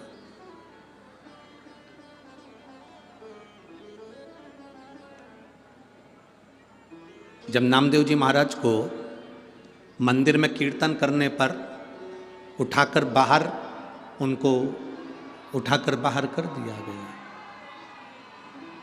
उनको उठाकर बाहर कर दिया गया। जब उनको उठाकर बाहर करा, जब उनको उठाकर बाहर फेंका गया, बाहर करा गया, तो जैसे ही उनको बाहर करा वैसे ही नामदेव जी महाराज की आंखों में जल भर गए। नामदेव जी महाराज की आंखों में जल, और नामदेव जी महाराज की आंखों में जैसे जल आया, नामदेव जी महाराज की आंखों में जैसे जल पहुंचा, हमको लगता है आज शिवरात्रि की कथा है और आप लोगों से फिर निवेदन है, बहुत शांति से सुनो, आपके कारण किसी दूसरे को तकलीफ ना हो। बड़ी आस लेकर बहुत दूर दूर से लोग आए हैं, इसलिए दरवाजे के बाहर भी बैठकर आप कथा सुन सकते हो। अगर आपके कानों में आवाज़ जा रही हो तो बड़े प्रेम से आप लोग कथा सुनिए। ये मौका फिर नहीं मिलेगा। सीवर वाला महाराज तो कल कथा कर कर यहाँ से चला जाएगा, पर आपकी झोली खाली ना रह जाए, बस ये आस लेकर बैठा हूँ कि वो भर जाए। जिस आस से आप लोग आए हैं, अगर दरवाज़ों पर भीड़ है, दरवाज़ा नहीं खुल रहा है क्योंकि भीड़ बहुत ज़्यादा है, लोग खड़े हुए हैं, जगह नहीं है, तो आप लोग बाहर ही दरवाजे के वहीं बैठकर कथा सुनो, वहीं बैठ जाओ, जहाँ जगह मिल रही है वहीं बैठो और कथा का रसतत्व ग्रहण करो। शंभू हर हर बोल बम का नारा है, सारी समस्या का हल। दिल से सुनो बाबू, बहुत बहुत भाव से सुनिए आप। शिव कथा है, उसका लाभ लीजिए। शिव महापुराण की कथा कर रही, भगवान शंकर का संवाद कर रहा। जब नामदेव जी महाराज को मंदिर से बाहर छोड़ दिया गया, जब नामदेव जी महाराज को मंदिर से बाहर कर दिया गया, बाहर गुरु नानक देव जी ने पूछा नामदेव जी से, नामदेव क्या हो गया? बहुत बहुत सुंदर रोचक कथा है, जरा स्मरण करेंगे तो आपकी हृदय तक ये कथा पहुंचेगी, आपके दिल तक। नामदेव क्या हुआ? नामदेव जी कहते हैं, मैं मंदिर में नृत्य कर रहा था, शंकर भगवान को रिझा रहा था, मंदिर के लोगों ने, मंदिर के पुजारियों ने मेरे को उठाकर बाहर पटक दिया, मंदिर के पीछे। बल देखिए क्या होता है, एक सच्चे सदगुरु का साथ क्या होता है। गुरु नानक देव जी बोले, नामदेव लोगों ने तुझे मंदिर के पीछे लाकर पटक दिया और तू रोने लगा। एक सच्चे सदगुरु का साथ क्या होता है वो देखिए। नामदेव मंदिर के पीछे किसी ने तुझे फेंक दिया और तू रोने लगा। आप और हम में से कई लोग ऐसे हैं, कोई मंदिर जाने से रोकता है तो दिल दुखता है, कोई जल चढ़ाने से रोकता है तो दिल दुखता है, कोई पूजन करने से रोकता है तो दिल दुखता है। यहाँ पर इस कथा के मंडप में एक माता ऐसी बैठी हुई है जिसके लड़के की तबीयत खराब हो गई थी, बहुत ज़्यादा तबीयत खराब हो गई थी और वो विदेश में थी। विदेश में शंकर जी का मंदिर नहीं, जाने के लिए जल चढ़ाने की परमिशन नहीं, पशुपतिनाथ व्रत करने की परमिशन नहीं। बेटा ऐसी स्थिति में पड़ा हुआ था तो उसने सोचा कि मैं अब शंकर जी का कैसे पशुपति व्रत करूं। बाहर बर्फबारी हो रही थी, उस बर्फ का शिवलिंग बना लिया उसने। बाहर बर्फ का शिवलिंग, रोड पर बर्फ का शिवलिंग बनाया, उसकी पूजन कर कर वहीं पर उसने पहला पशुपति व्रत करा। पहला पशुपति व्रत करा, फिर दूसरा व्रत करा। वहां बर्फ ही बर्फ चारों तरफ थी, उस विदेश में पूरी बर्फ ही बर्फ थी। उसके देश का नाम उसने लिखा, बर्फ ही बर्फ। और उसने फिर दूसरा पशुपति व्रत भी उसी शिवलिंग का निर्माण कर दिया, बर्फ का। तीसरा पशुपति व्रत भी वही शिवलिंग का निर्माण, बर्फ का शिवलिंग बनाकर पूजन कर ली। और 5 व्रत करे। तीसरा व्रत जब उसका पूर्ण हुआ तो उसका बेटा आईसीयू से बाहर आ गया और अच्छा होकर बैठा। वो माँ यहां बैठी होगी जिसने पत्र लिखा, बर्फ का शिवलिंग का निर्माण कर दिया, मंदिर नहीं जाने दिया तो बर्फ का शिवलिंग, बर्फ का शिवलिंग। अब जहां पूछोगे उसको, गुरु नानक देव जी ने नामदेव जी से कहा, तुम इतनी सी बात के लिए रो रहे? सच्चे गुरु का सानिध्य यही होता है कि रोना नहीं है, रोना नहीं। एक पत्र है, देखिए, चंचल शर्मा, भटिंडा की रहने वाली हूं। कहीं हैं? आप ही हैं? एक बार हाथ हिला दो ऐसा। मैं चंचल शर्मा, भटिंडा की रहने वाली हूं। गुरुदेव, मेरे पति का लीवर 5 साल से डैमेज था, पूरा डैमेज लीवर है। सभी डॉक्टरों ने जवाब दे दिया था कि ये कुछ महीने के मेहमान हैं। डॉक्टरों ने जब जवाब दे दिया कि कुछ महीने के मेहमान हैं, इनकी आयु केवल 2 से 3 महीना बताई गई थी। और डॉक्टरों ने हाथ ऊंचे कर दिए क्योंकि 5 साल से लीवर बेकार था, पूरा लीवर डैमेज था, दवाइयाँ भी असर नहीं कर रही थी।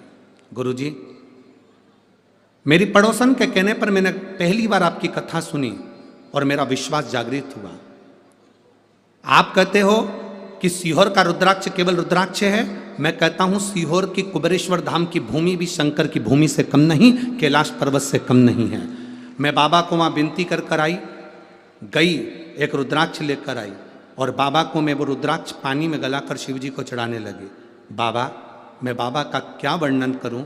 आज मैं कथा के पंडाल में बैठकर सौभाग्यवती होकर मैं बाबा को धन्यवाद देती हूँ। जहाँ डॉक्टरों ने 2 से 3 महीने दिए थे, आज मेरे बाबा ने लाज रख ली और उनका पूरा लीवर काम करना प्रारंभ कर दिया। मैं बाबा को यहाँ धन्यवाद देने के लिए आई हूँ। आप ठीक हैं बाबू? एक बार हाथ हिला दो। श्री शिवाय नमस्तुभ्यम। बैठिए। मैं भटिंडा की रहने वाली चंचल शर्मा, भटिंडा से। शिव तत्व है, वो घटी है। भजन कभी कम ना करिए। तो उन्होंने एक लाइन लिखी है, आप हमारे भटिंडा में आए, ये हम सबका सौभाग्य है, ये हम सबका आनंद है। ये हम नहीं आए, ये तो कुबेरेश्वर महादेव मेरा, भोलेनाथ मेरा, काशी विश्वनाथ मेरा, शंभू मेरा, त्रिकालदर्शी, कैलाशी, अविनाशी यहाँ पहुँचा और उसने कृपा करी। और मैं तो कहूँगा माननीय अमरजीत जी मेहता जी को धन्यवाद दूंगा और पूरी प्रशासन को, पूरे बांके बिहारी सेवा समिति को धन्यवाद दूंगा जिन्होंने इस पवित्र कथा का लाभ आप और हमको दिया है। संपूर्ण अब जवाबदारी आपकी और हमारी है कि हम कितना ग्रहण कर रहे हैं। अब जवाबदारी आपकी और हमारी, हम कितना ले रहे हैं इसको, शिव पुराण को, ये हमारे ऊपर। हरे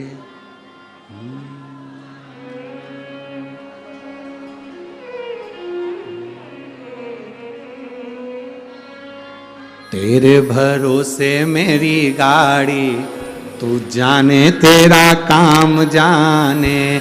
बाबा तेरे भरोसे मेरी गाड़ी, तू जाने तेरा।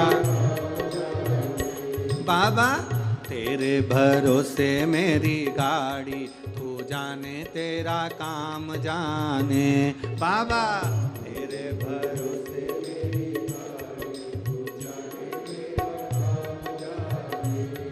तू जाने तेरा काम जाने, तू जाने तेरा काम जाने, तू जाने तेरा काम जाने, तू जाने तेरा काम जाने।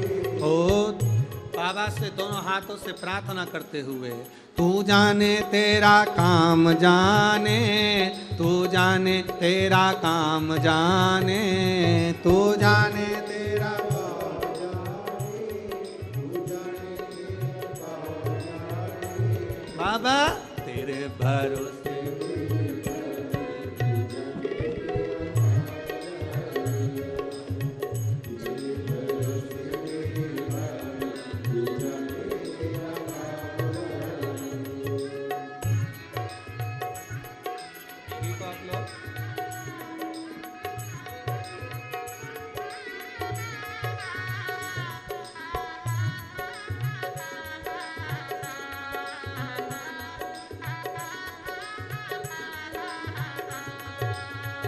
बड़े भाव से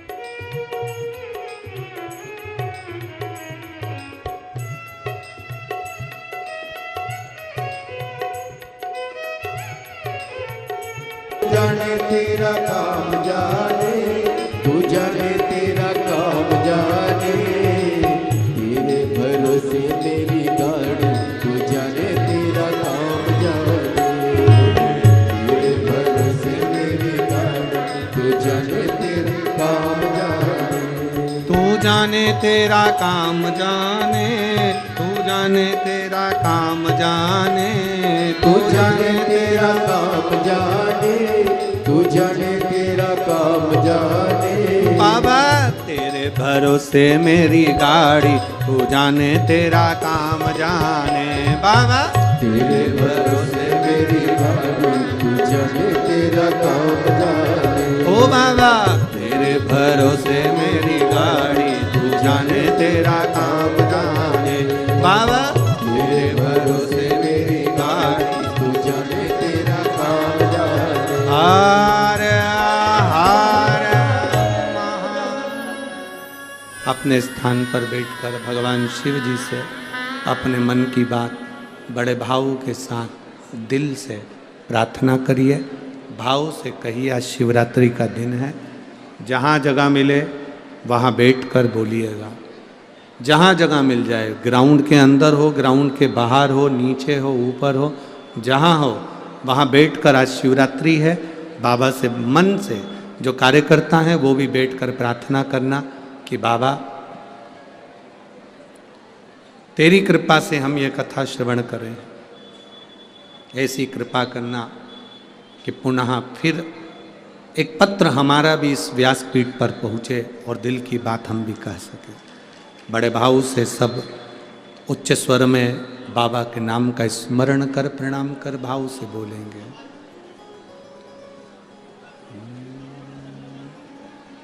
श्री शिवाय नमस्तु,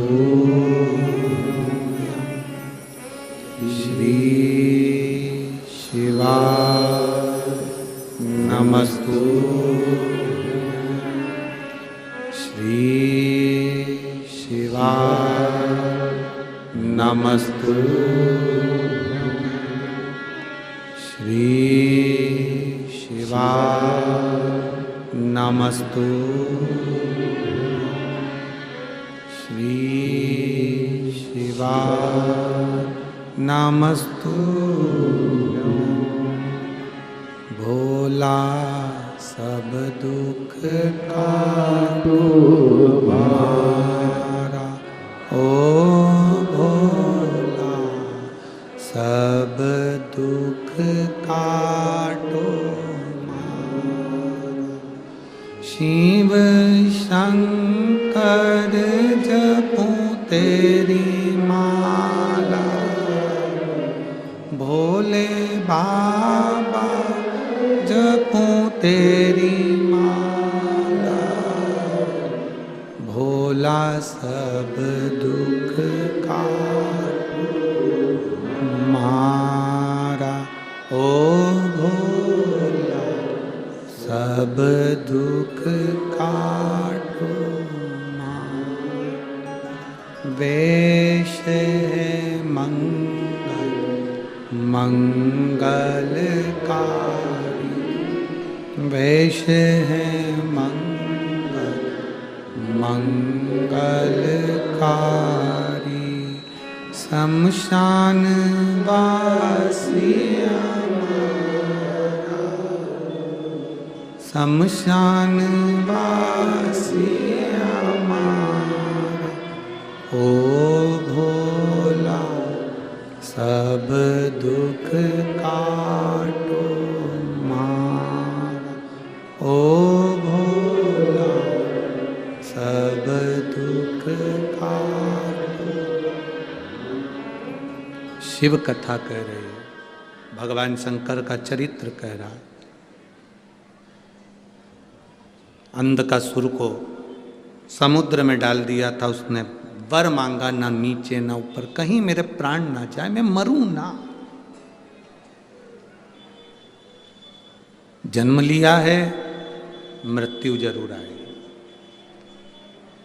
कोई ये मत समझना कि सियोर वाला महाराज कुछ कर देगा तो हमारी मौत नहीं आएगी, बीमार नहीं पड़ेंगे या स्वास्थ्य खराब नहीं होगा। ये तो पूर्व के कर्म का हमारा दंड है जो हमको भोगना है, चाहे आप हो चाहे हम। आपका पेट दुखता है तो हमारा भी दुखता है, आपका सिर दुखता है हमारा भी दुखता है। बस विश्वास पक्का करा है, इसलिए दुख मालूम नहीं पड़ता, कब आकर निकल जाता है और परमात्मा संभाल लेता।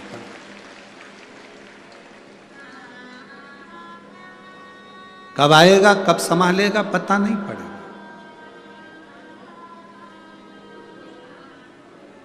एक भरोसा जब दृढ़ होता है ना।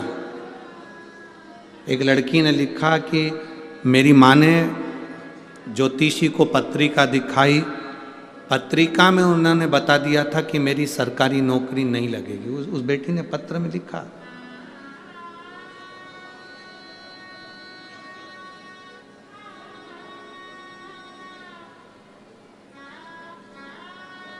और वो बेटी लिखती है कि मेरी सरकारी नौकरी नहीं लगेगी, ये बोल दिया गया था।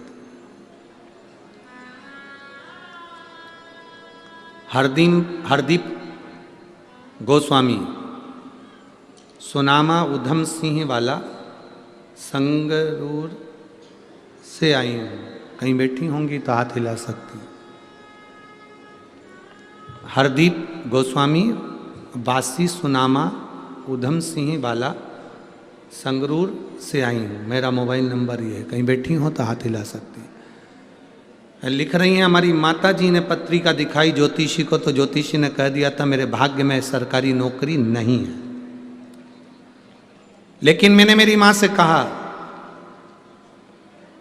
वो सियोर वाला महाराज कहता है शंकर जी पे भरोसा करो तो टूटता नहीं है।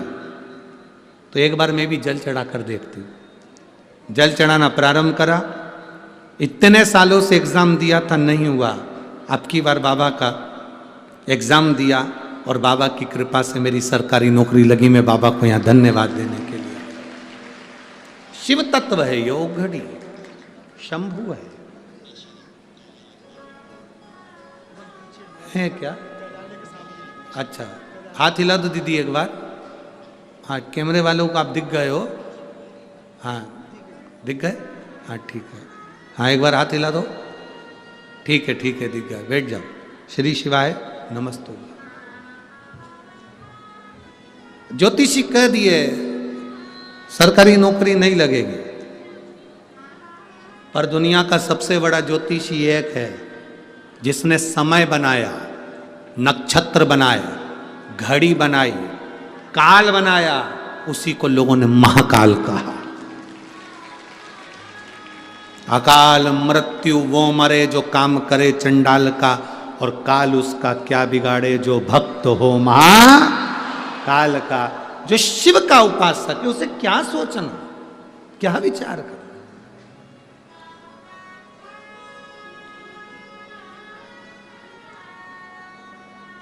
उसके भरोसे रहोगे ना तो कभी टेंशन नहीं आएगा।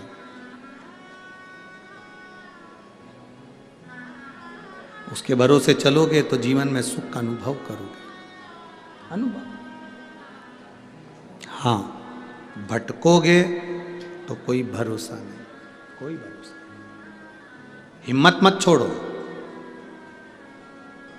वृक्ष देखना, पेड़ को देखो, वृक्ष को देखो। एक मौसम आता है वृक्ष की पूरी पत्तियां गिर जाती है, बोलो सही है कि गलत है?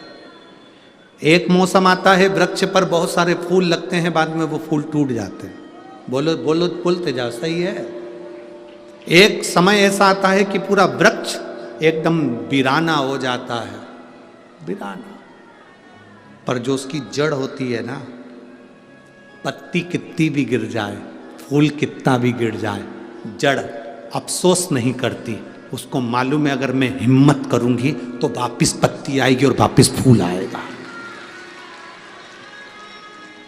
पत्ती भी वापिस आएगी और फूल भी वापिस आएगा। हिम्मत मत हारो। वृक्ष, जड़ हिम्मत नहीं हारती, वो दबी रहती है, पानी लेती रहती है, आखिरी में उस पत्ती को वापिस आना पड़ता है, और फूल को भी आना पड़ता है, और फल को भी आना पड़ता है। उसकी हिम्मत उसने नहीं। कोई ने कह दिया तुम्हारी नौकरी नहीं लगेगी, कोई ने कह दिया तुम्हारी बीमारी ठीक नहीं होगी, कोई ने कह दिया तेरा लीवर कभी बेकार हो गया, ठीक नहीं होगा। इसमें लिखा उस बहन ने 5 साल लीवर बेकार, और डॉक्टर ने कह दिया 2 से 3 महीने की जिंदगी, बस 3 महीना बहुत हो गया। तो क्या हम मान लेंगे कि हमें मरना है? हम मान ले कि हम मर गए ना। इतनी जल्दी हिम्मत नहीं हारना। इतनी जल्दी अगर हिम्मत हार गए तो काहे की जिंदगी फिर आपकी। भटिंडा पंजाब की कथा से एक सीख लेकर जाना। भले मैं छोटा काम करूं, बड़ा काम करूं, पर मैं मेहनत करूंगा। दुनिया हंसेगी ना, हंसने दो। कुबेरेश्वर बाबा का नाम लेकर, कुबेर भंडारी का नाम लेकर इतनी मेहनत करूंगा कि एक दिन मैं भी अपना पत्र लिखकर व्यासपीठ पर भेजूंगा कि मेरा भी व्यापार मेरे बाबा ने संभाल लिया। कर्जा हो गया, कई लोग कहते हैं मेरा बहुत कर्जा हो गया, मैं मर जाऊं तो अच्छा। काहे को मरना? तुम मर जाओगे तो कर्जा खत्म हो जाएगा।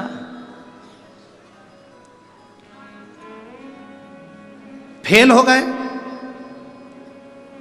तो सोचा कि मैं मर जाऊं तो क्यों मरना?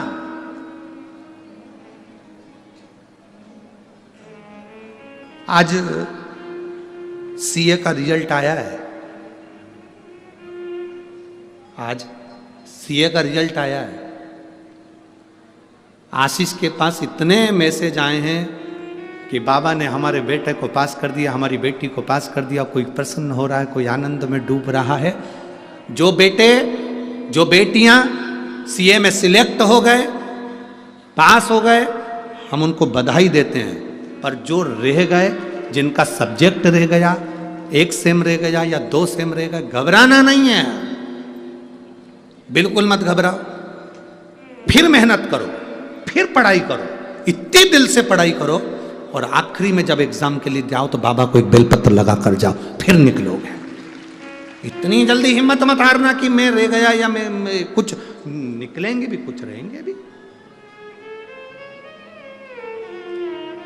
पेड़, वृक्ष की जड़ अगर सोच ले कि मेरे ऊपर फूल नहीं है, मेरे ऊपर पत्ती नहीं है, अब तो मैं रेहूं नहीं तो अच्छा, सूख जाऊं तो अच्छा, नहीं, उसका बल देखिए। वापिस पत्ती लेकर आ जाती है, वापिस फूल लेकर आ जाती है, पानी को रखती है। जड़ डोलती नहीं है, विश्वास मजबूत रखती है। दुख आएगा, ऐसा संसार में कोई नहीं जन्मा जिसको दुख नहीं आएगा। भगवान राम जी की जिंदगी में दुख आया, बोलो आया कि नहीं आया? भगवान राम जी की जिंदगी में दुख आया। भगवान कृष्ण के जीवन में दुख आया, जन्म कहीं हुआ, पढ़े कहीं, राज कहीं का था, भागना पड़ा युद्ध का मैदान छोड़कर। दुख नहीं तो और क्या है? ऐसी कौन है जिसकी जिंदगी में दुख नहीं आया? माता जानकी जी के जीवन में दुख था, माता रुक्मणी के जीवन में दुख था, राधा जी जिनका आप नाम स्मरण करते हो, क्या उनकी जिंदगी में दुख नहीं था? कितना दुख। मृत्यु लोक में आने के बाद परमात्मा को भी दुख भोगना पड़ता है। तो आप और हम कोई अलग से नहीं आए, हमको भी दुख भोगना पड़ता है। बस इतना याद रखना, राम जी की जिंदगी में दुख आया था तो उनने शंकर जी की पूजन करी थी, फिर लंका पर चढ़ाई करी थी। भगवान कृष्ण के जीवन में दुख आया था तो उन्होंने नागेश्वर की स्थापना कर कर भगवान शंकर की पूजन करी, तब उनके घर में संतान की प्राप्ति हुई। सीता जी के जीवन में दुख आया तो उन्होंने शंकर जी की पूजन करी। राधा जी के जीवन में आया तो उन्होंने शिव जी का पूजन करा। 33 कोटि देवताओं के जीवन में दुख आया तो उन्होंने शंकर की आराधना करी और उस दुख का निवारण हुआ। आपकी जिंदगी में भी दुख आए तो एक लोटा जल पकड़कर शिव जी के मंदिर जाना और दुख का निवारण करेगा। बोल बम का नारा है, सारी समस्या का हल। वो जीवन में दुख का निवारण करेगा। अंधकासुर ने मांगा कि मेरे प्राण ना जाएं। अंधकासुर ने मांगा कि मेरे प्राण ना जाएं। ब्रह्मा जी ने कहा मरना तो पड़ेगा, मृत्यु निश्चित है, मौत आएगी, मरना तो पड़ेगा। बादाम खाओगे तो भी मरोगे, नहीं खाओगे तो भी मरोगे। गुलाब जामुन खाओगे तो भी मरोगे, नहीं खाओगे तो भी मरोगे। पार्लर जाओगे तो भी मरोगे, नहीं जाओगे तो भी मरोगे। कथा सुनोगे तो भी मरोगे, नहीं सुनोगे तो भी मरोगे। तो किसी ने कहा फिर काहे को सुने? जब तुम ही तो कह रहे हो कथा सुनोगे तो भी मरोगे, नहीं सुनोगे तो भी मरोगे, फिर कथा क्यों सुने? उसका एक कारण, बिल्ली अपने मुंह से चूहे को पकड़ती है तो जिंदा छोड़ देती है? बोलो तो जम के नहीं। बिल्ली अपने मुंह से अपने बच्चे को पकड़कर साथ घर लेकर जाती है तो क्या उसको मार डालती है? नहीं, जिंदा रखती है। उसी तरह मौत तो आएगी, कथा सुनोगे तब भी और नहीं सुनोगे तब भी। बस अंतर इतना है, कथा नहीं सुनोगे तो चूहे जैसे मसले जाओगे, और अगर कथा सुन ली तो बिल्ली के बच्चे जैसे बच जाओगे। मौत तो आएगी, मृत्यु निश्चित है। काल आएगा, बिल्ली पकड़ेगी, काल पकड़ेगा, चूहे को भी पकड़ेगा और अपने बच्चे को भी पकड़ेगा, पर कष्ट नहीं आएगा। जीवन में ऐसा चलता रहता, ये जीवन है, होगा। हम दूसरे के सुख को देखकर सुखी हों और दूसरे के दुख को देखकर दुखी हों तो समझना कि हमारा मानव जीवन श्रेष्ठ है। एक बुढ़िया दरवाजे पर बैठी थी, सामने से कपास की गाड़ी निकली। रुई, रुई बोलते हो कपास बोलते हो? क्या बोलते हो? रुई, कपास की गाड़ी निकली। बुढ़िया ने सोचा इतना सारा कपास, इतनी सारी रुई, कितनी महंगी बिकेगी, कितना पैसा आएगा। पैसा आएगा तो उसका बंगला बन जाएगा, गाड़ी आ जाएगी। बुढ़िया दरवाजे पे बैठी बैठी चक्कर खा के नीचे गिर गई। उसके घर के लोग बाहर आए, माँ क्या हो गया?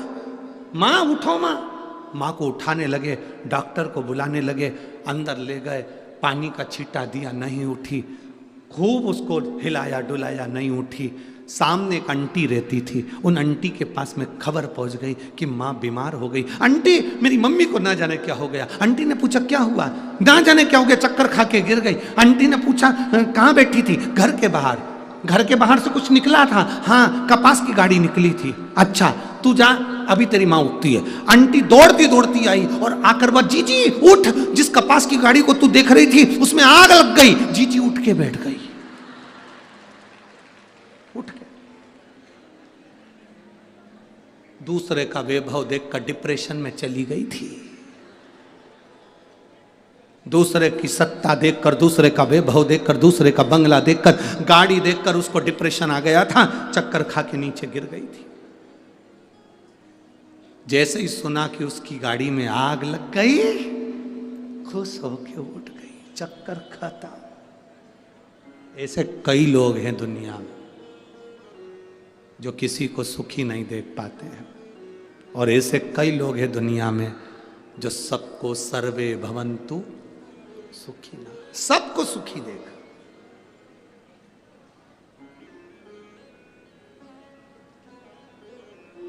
अरे लुटा दिया भंडार काशी वाले ने, कर दिया माला। जो सबके लिए सोचते हैं, शिव महापुराण किसी एक व्यक्ति के लिए नहीं है, शिव महापुराण सबके लिए। कई लोगों के मन का प्रश्न रहता है, गुरु जी बड़े बड़े महाराज हों भी सबसे मिलते हैं, बड़े बड़े महात्मा हों भी सबसे मिलते हैं, बड़े बड़े गुरु जी भी सबसे मिलते हैं, तुम अनूठे पैदा हुए किसी से नहीं मिलते। हम उनसे पूछते हैं मिलकर करेंगे क्या? जो कुछ बोलना है व्यासपीठ से बोलेंगे। आपके दुख का निवारण हमारे पास में नहीं है, आपके दुख का निवारण केवल शिव महापुराण के अंदर है। और शिव महापुराण की कथा जब व्यासपीठ से होती है, वो एक का निवारण नहीं करती, जितने सुनते हैं सबका निवारण करती है और सबकी झोली भरती है। मिलकर करोगे क्या? क्या मिलना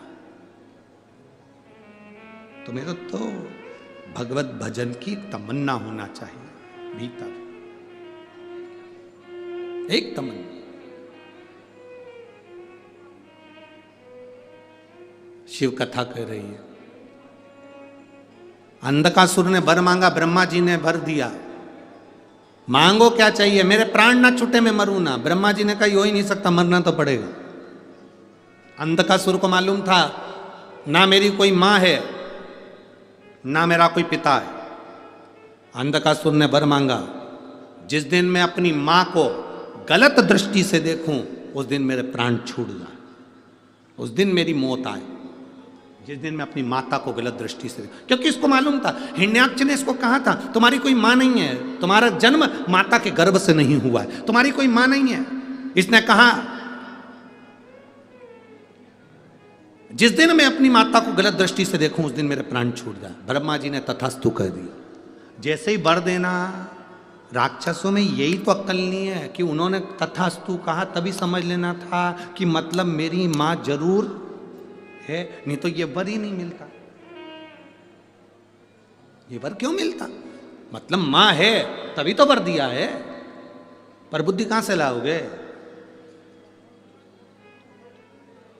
ये गुस्सा जो होता है ना, गुस्सा, क्रोध, इसमें बहुत अकल होती है। जितनी अकल किसी में नहीं होती उतनी अकल क्रोध में होती है। गुस्से में इतनी अकल होती है, क्रोध में इतनी अकल होती है। यह हमेशा उसी व्यक्ति के सामने आता है जो कमजोर होता है। कभी बोल्ड के सामने क्रोध नहीं आता। बता, वाणी ऐसी बोलिए मन का पाखो।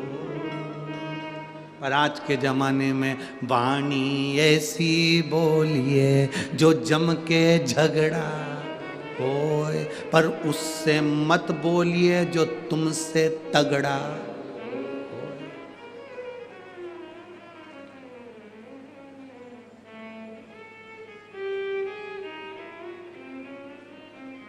एक पत्र है,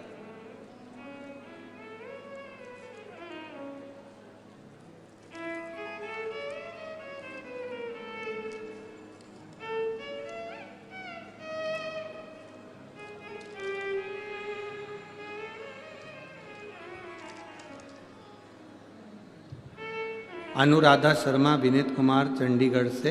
इनके बच्चे ने पत्र लिखा, मैं 6 साल की बेटी हूँ। गुरुजी अच्छे से सुनो, बोलो।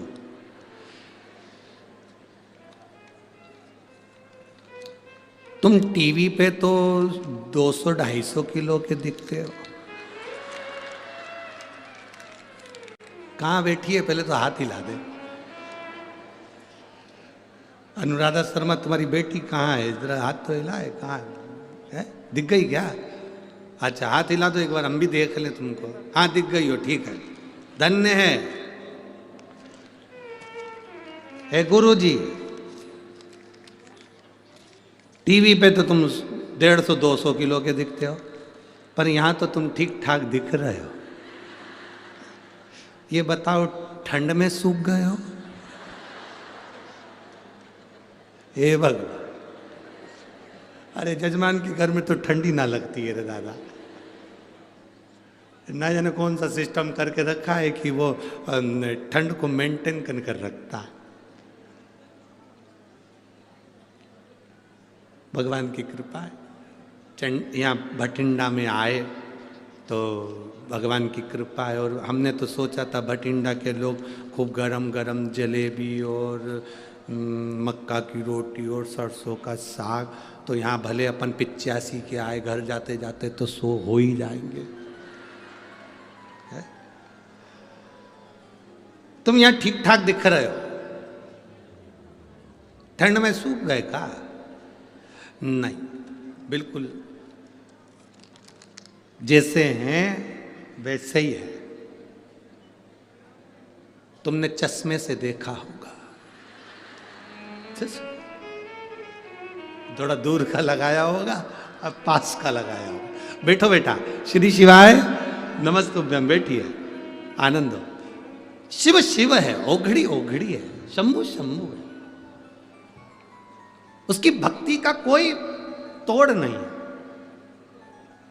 ब्रह्मा जी ने अगर वर दिया है कि तुम जिस दिन माता को गलत दृष्टि से देखोगे उस दिन प्राण छूटेगा, उस दिन समझ लेना था कि मतलब मेरी मृत्यु निश्चित है, मेरी मौत आएगी। अपने मूल तत्व को समझो कि अपनी मूलता कितनी है।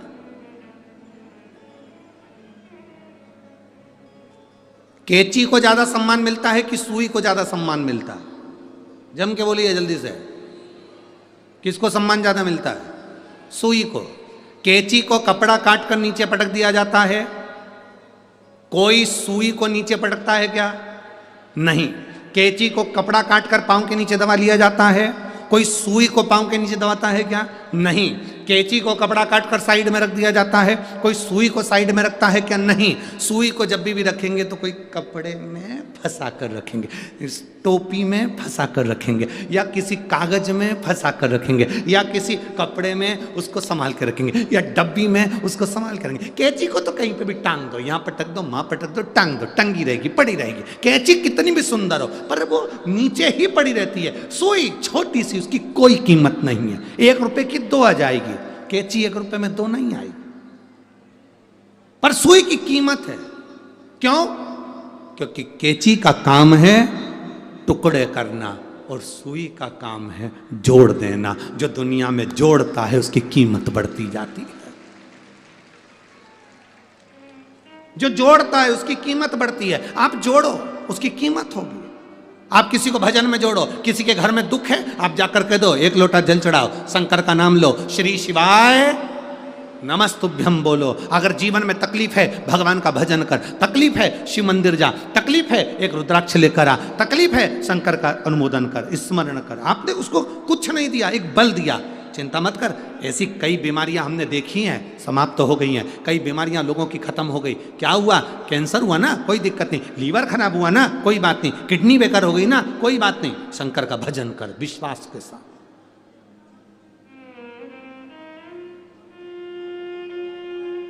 एक हमारे सीहोर में अनिल जी सांडिल्य रहते हैं, बग्गी खाने में। अब वो अनिल जी सांडिल्य रहते हैं, उनकी बहन भोपाल में रहती है, अनीता वैद्य। उनकी किडनी पूरी डैमेज थी, बहुत किडनी लीवर काम नहीं कर रहा था। वो पहली बार जब कुबेरेश्वर धाम पर आई और अनिल सांडिल्य जी उनको लेकर आए, मिलाया। उन्होंने कहा ये मेरी बहन है और इनकी किडनी लीवर काम नहीं कर रहा। हमने कहा देखिए अनिल भैया, हम तो कुछ नहीं बताते, पर इतना जरूर है कि रुद्राक्ष अगर मांग कर लेकर जा रहे हो, कंकर शंकर की पूजन कर कर जा रहे हो, तो अगली बार अगर सूचना आएगी तो आपकी किडनी लीवर जरूर काम करेगी। और कल उनका आज मैसेज आया तो उन्होंने कहा गुरुजी आपने लीवर और किडनी के जो जो बताए थे वो सब करे, और बाबा की कृपा से मेरी लीवर और किडनी काम करना प्रारंभ कर दी, मेरा कैटरीना भी ठीक हो गई। ये शिव तत्व है, ओघड़ी है। एक भरोसा, एक विश्वास, एक दृढ़ता होना चाहिए।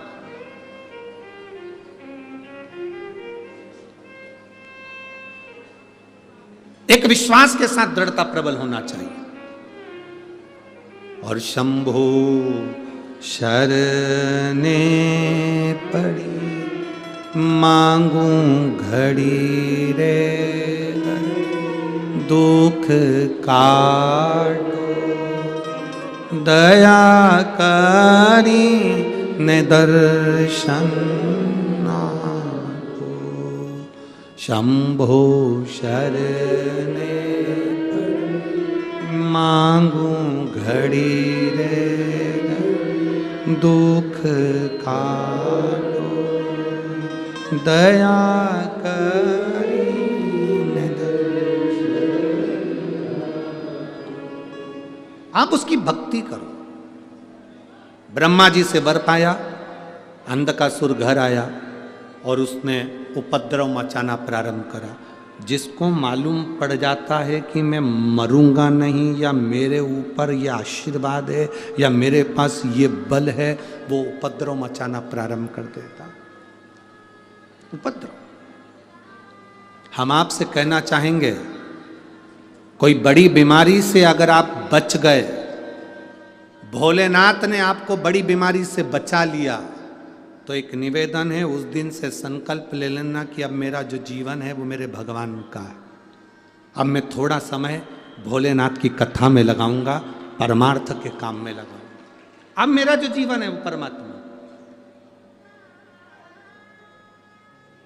एक पत्र है, देखिए।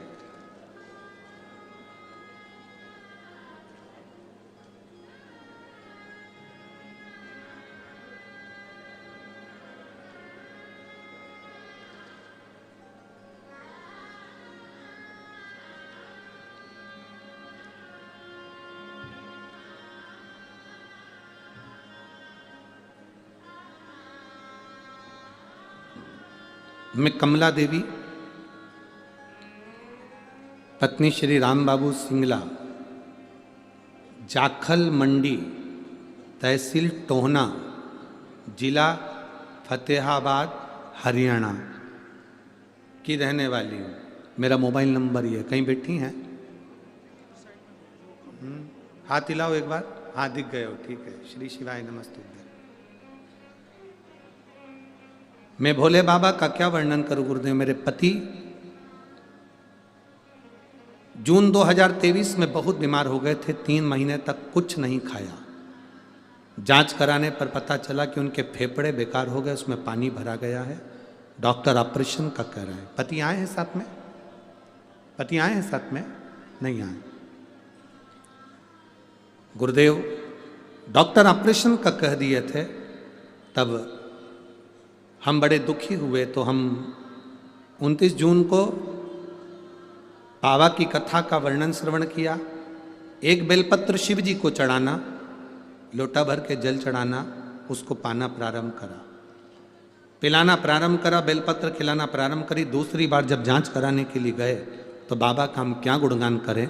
डॉक्टरों ने कह दिया इनके फेफड़े का पानी निकलना प्रारंभ हो गया है, अब इनके ऑपरेशन की जरूरत नहीं है। ठीक है बाबू, अब हाथ हिलाइए एक बार। श्री शिवाय नमस्तुभ्यम। बैठिए।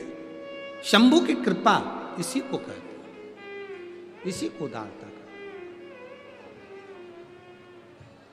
अरे तेरा ही दिया मैंने खाया पिया, तेरा शुक्रिया, तेरा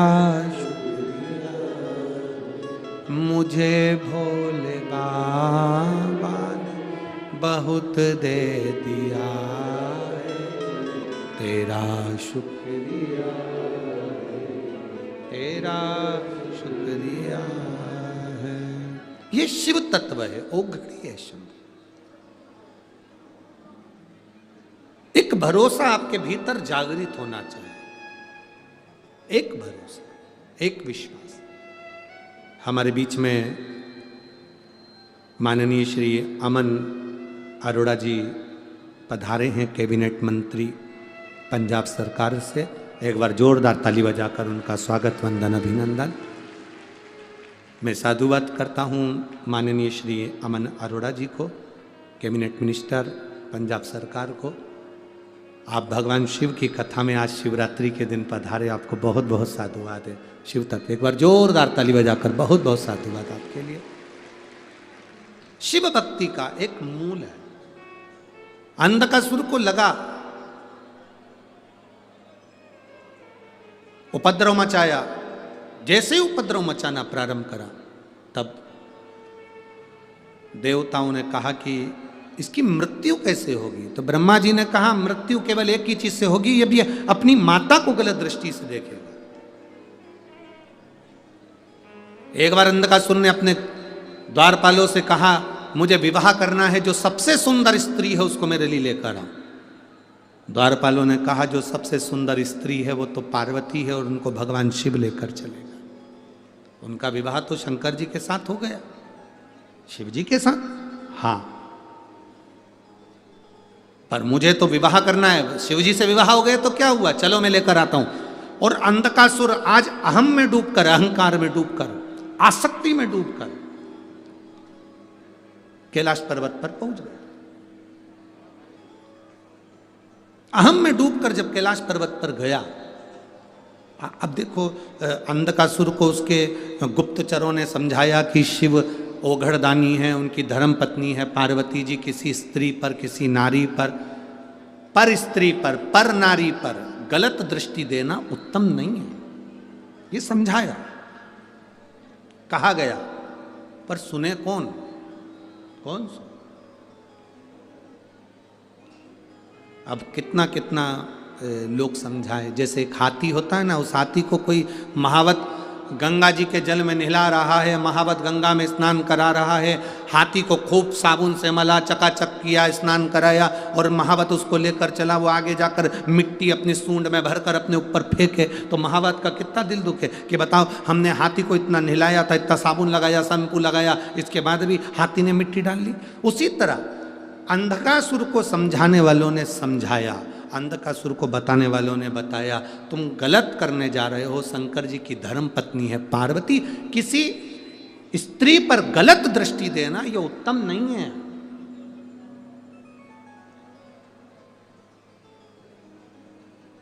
जिसके गले में मंगलसूत्र है, मांग में सिंदूर है, माथे पर बिंदी है, हाथ में चूड़ी है, पांव में बिछुड़ी है, और तुम उस स्त्री को गलत दृष्टि से देखा, ये ठीक नहीं, ये श्रेष्ठ नहीं है। सुना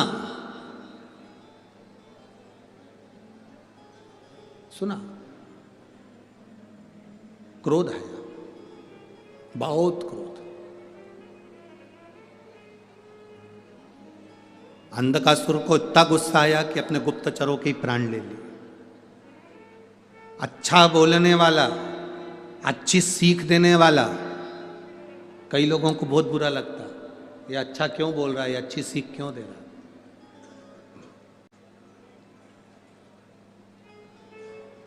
क्यों?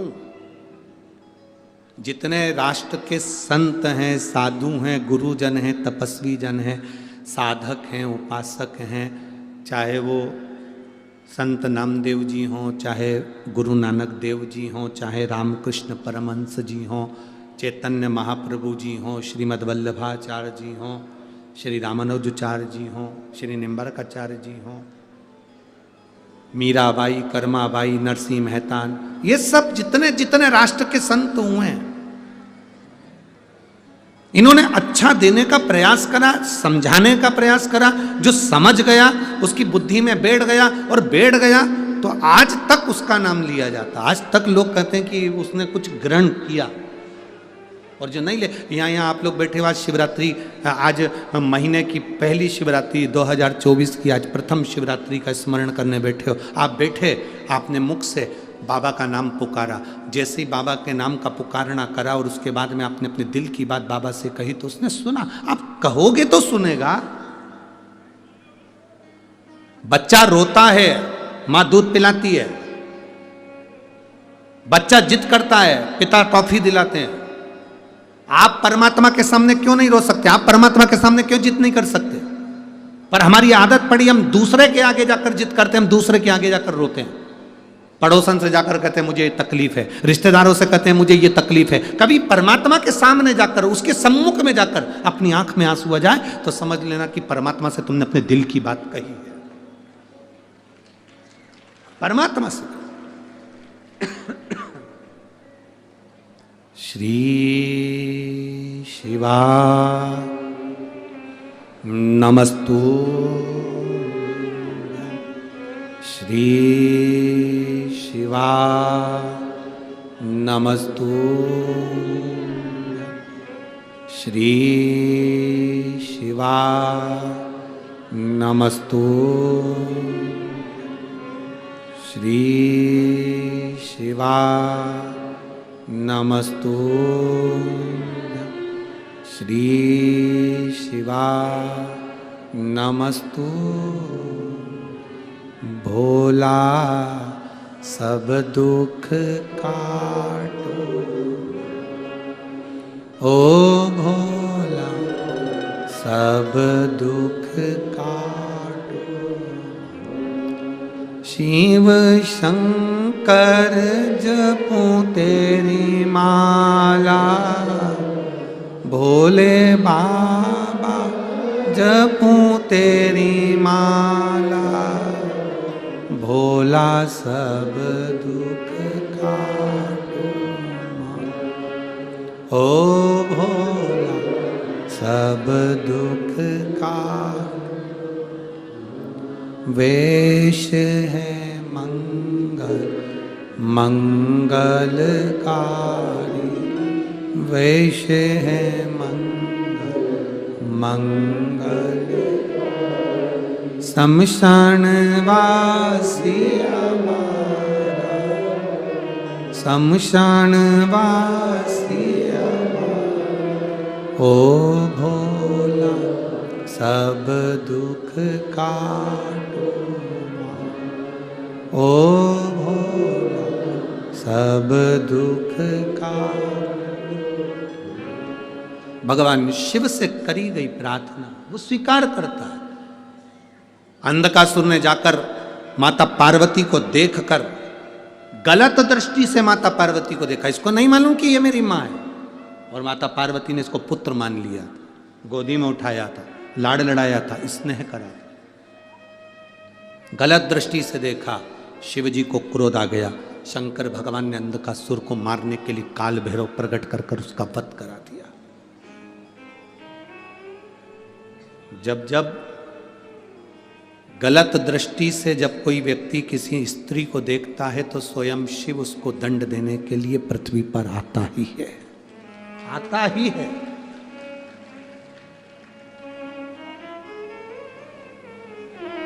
शिव है। मैं माननीय श्री अमन जी अरोड़ा जी कैबिनेट मंत्री पंजाब सरकार से निवेदन करता हूं, आप व्यासपीठ का पूजन करने के लिए पधारें।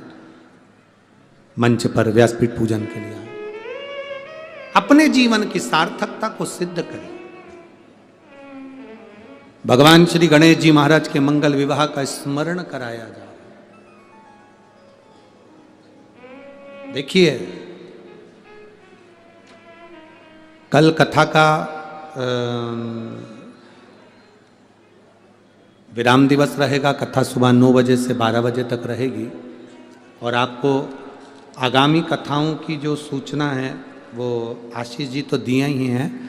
जो मुंबई में कथा होने वाली थी, बॉम्बे में जो 16 तारीख से 20 जनवरी तक, 16 जनवरी से 20 जनवरी तक जो मुंबई में कथा थी वो कैंसिल हो गई है। बॉम्बे की कथा अब 40 गांवों में महाराष्ट्र के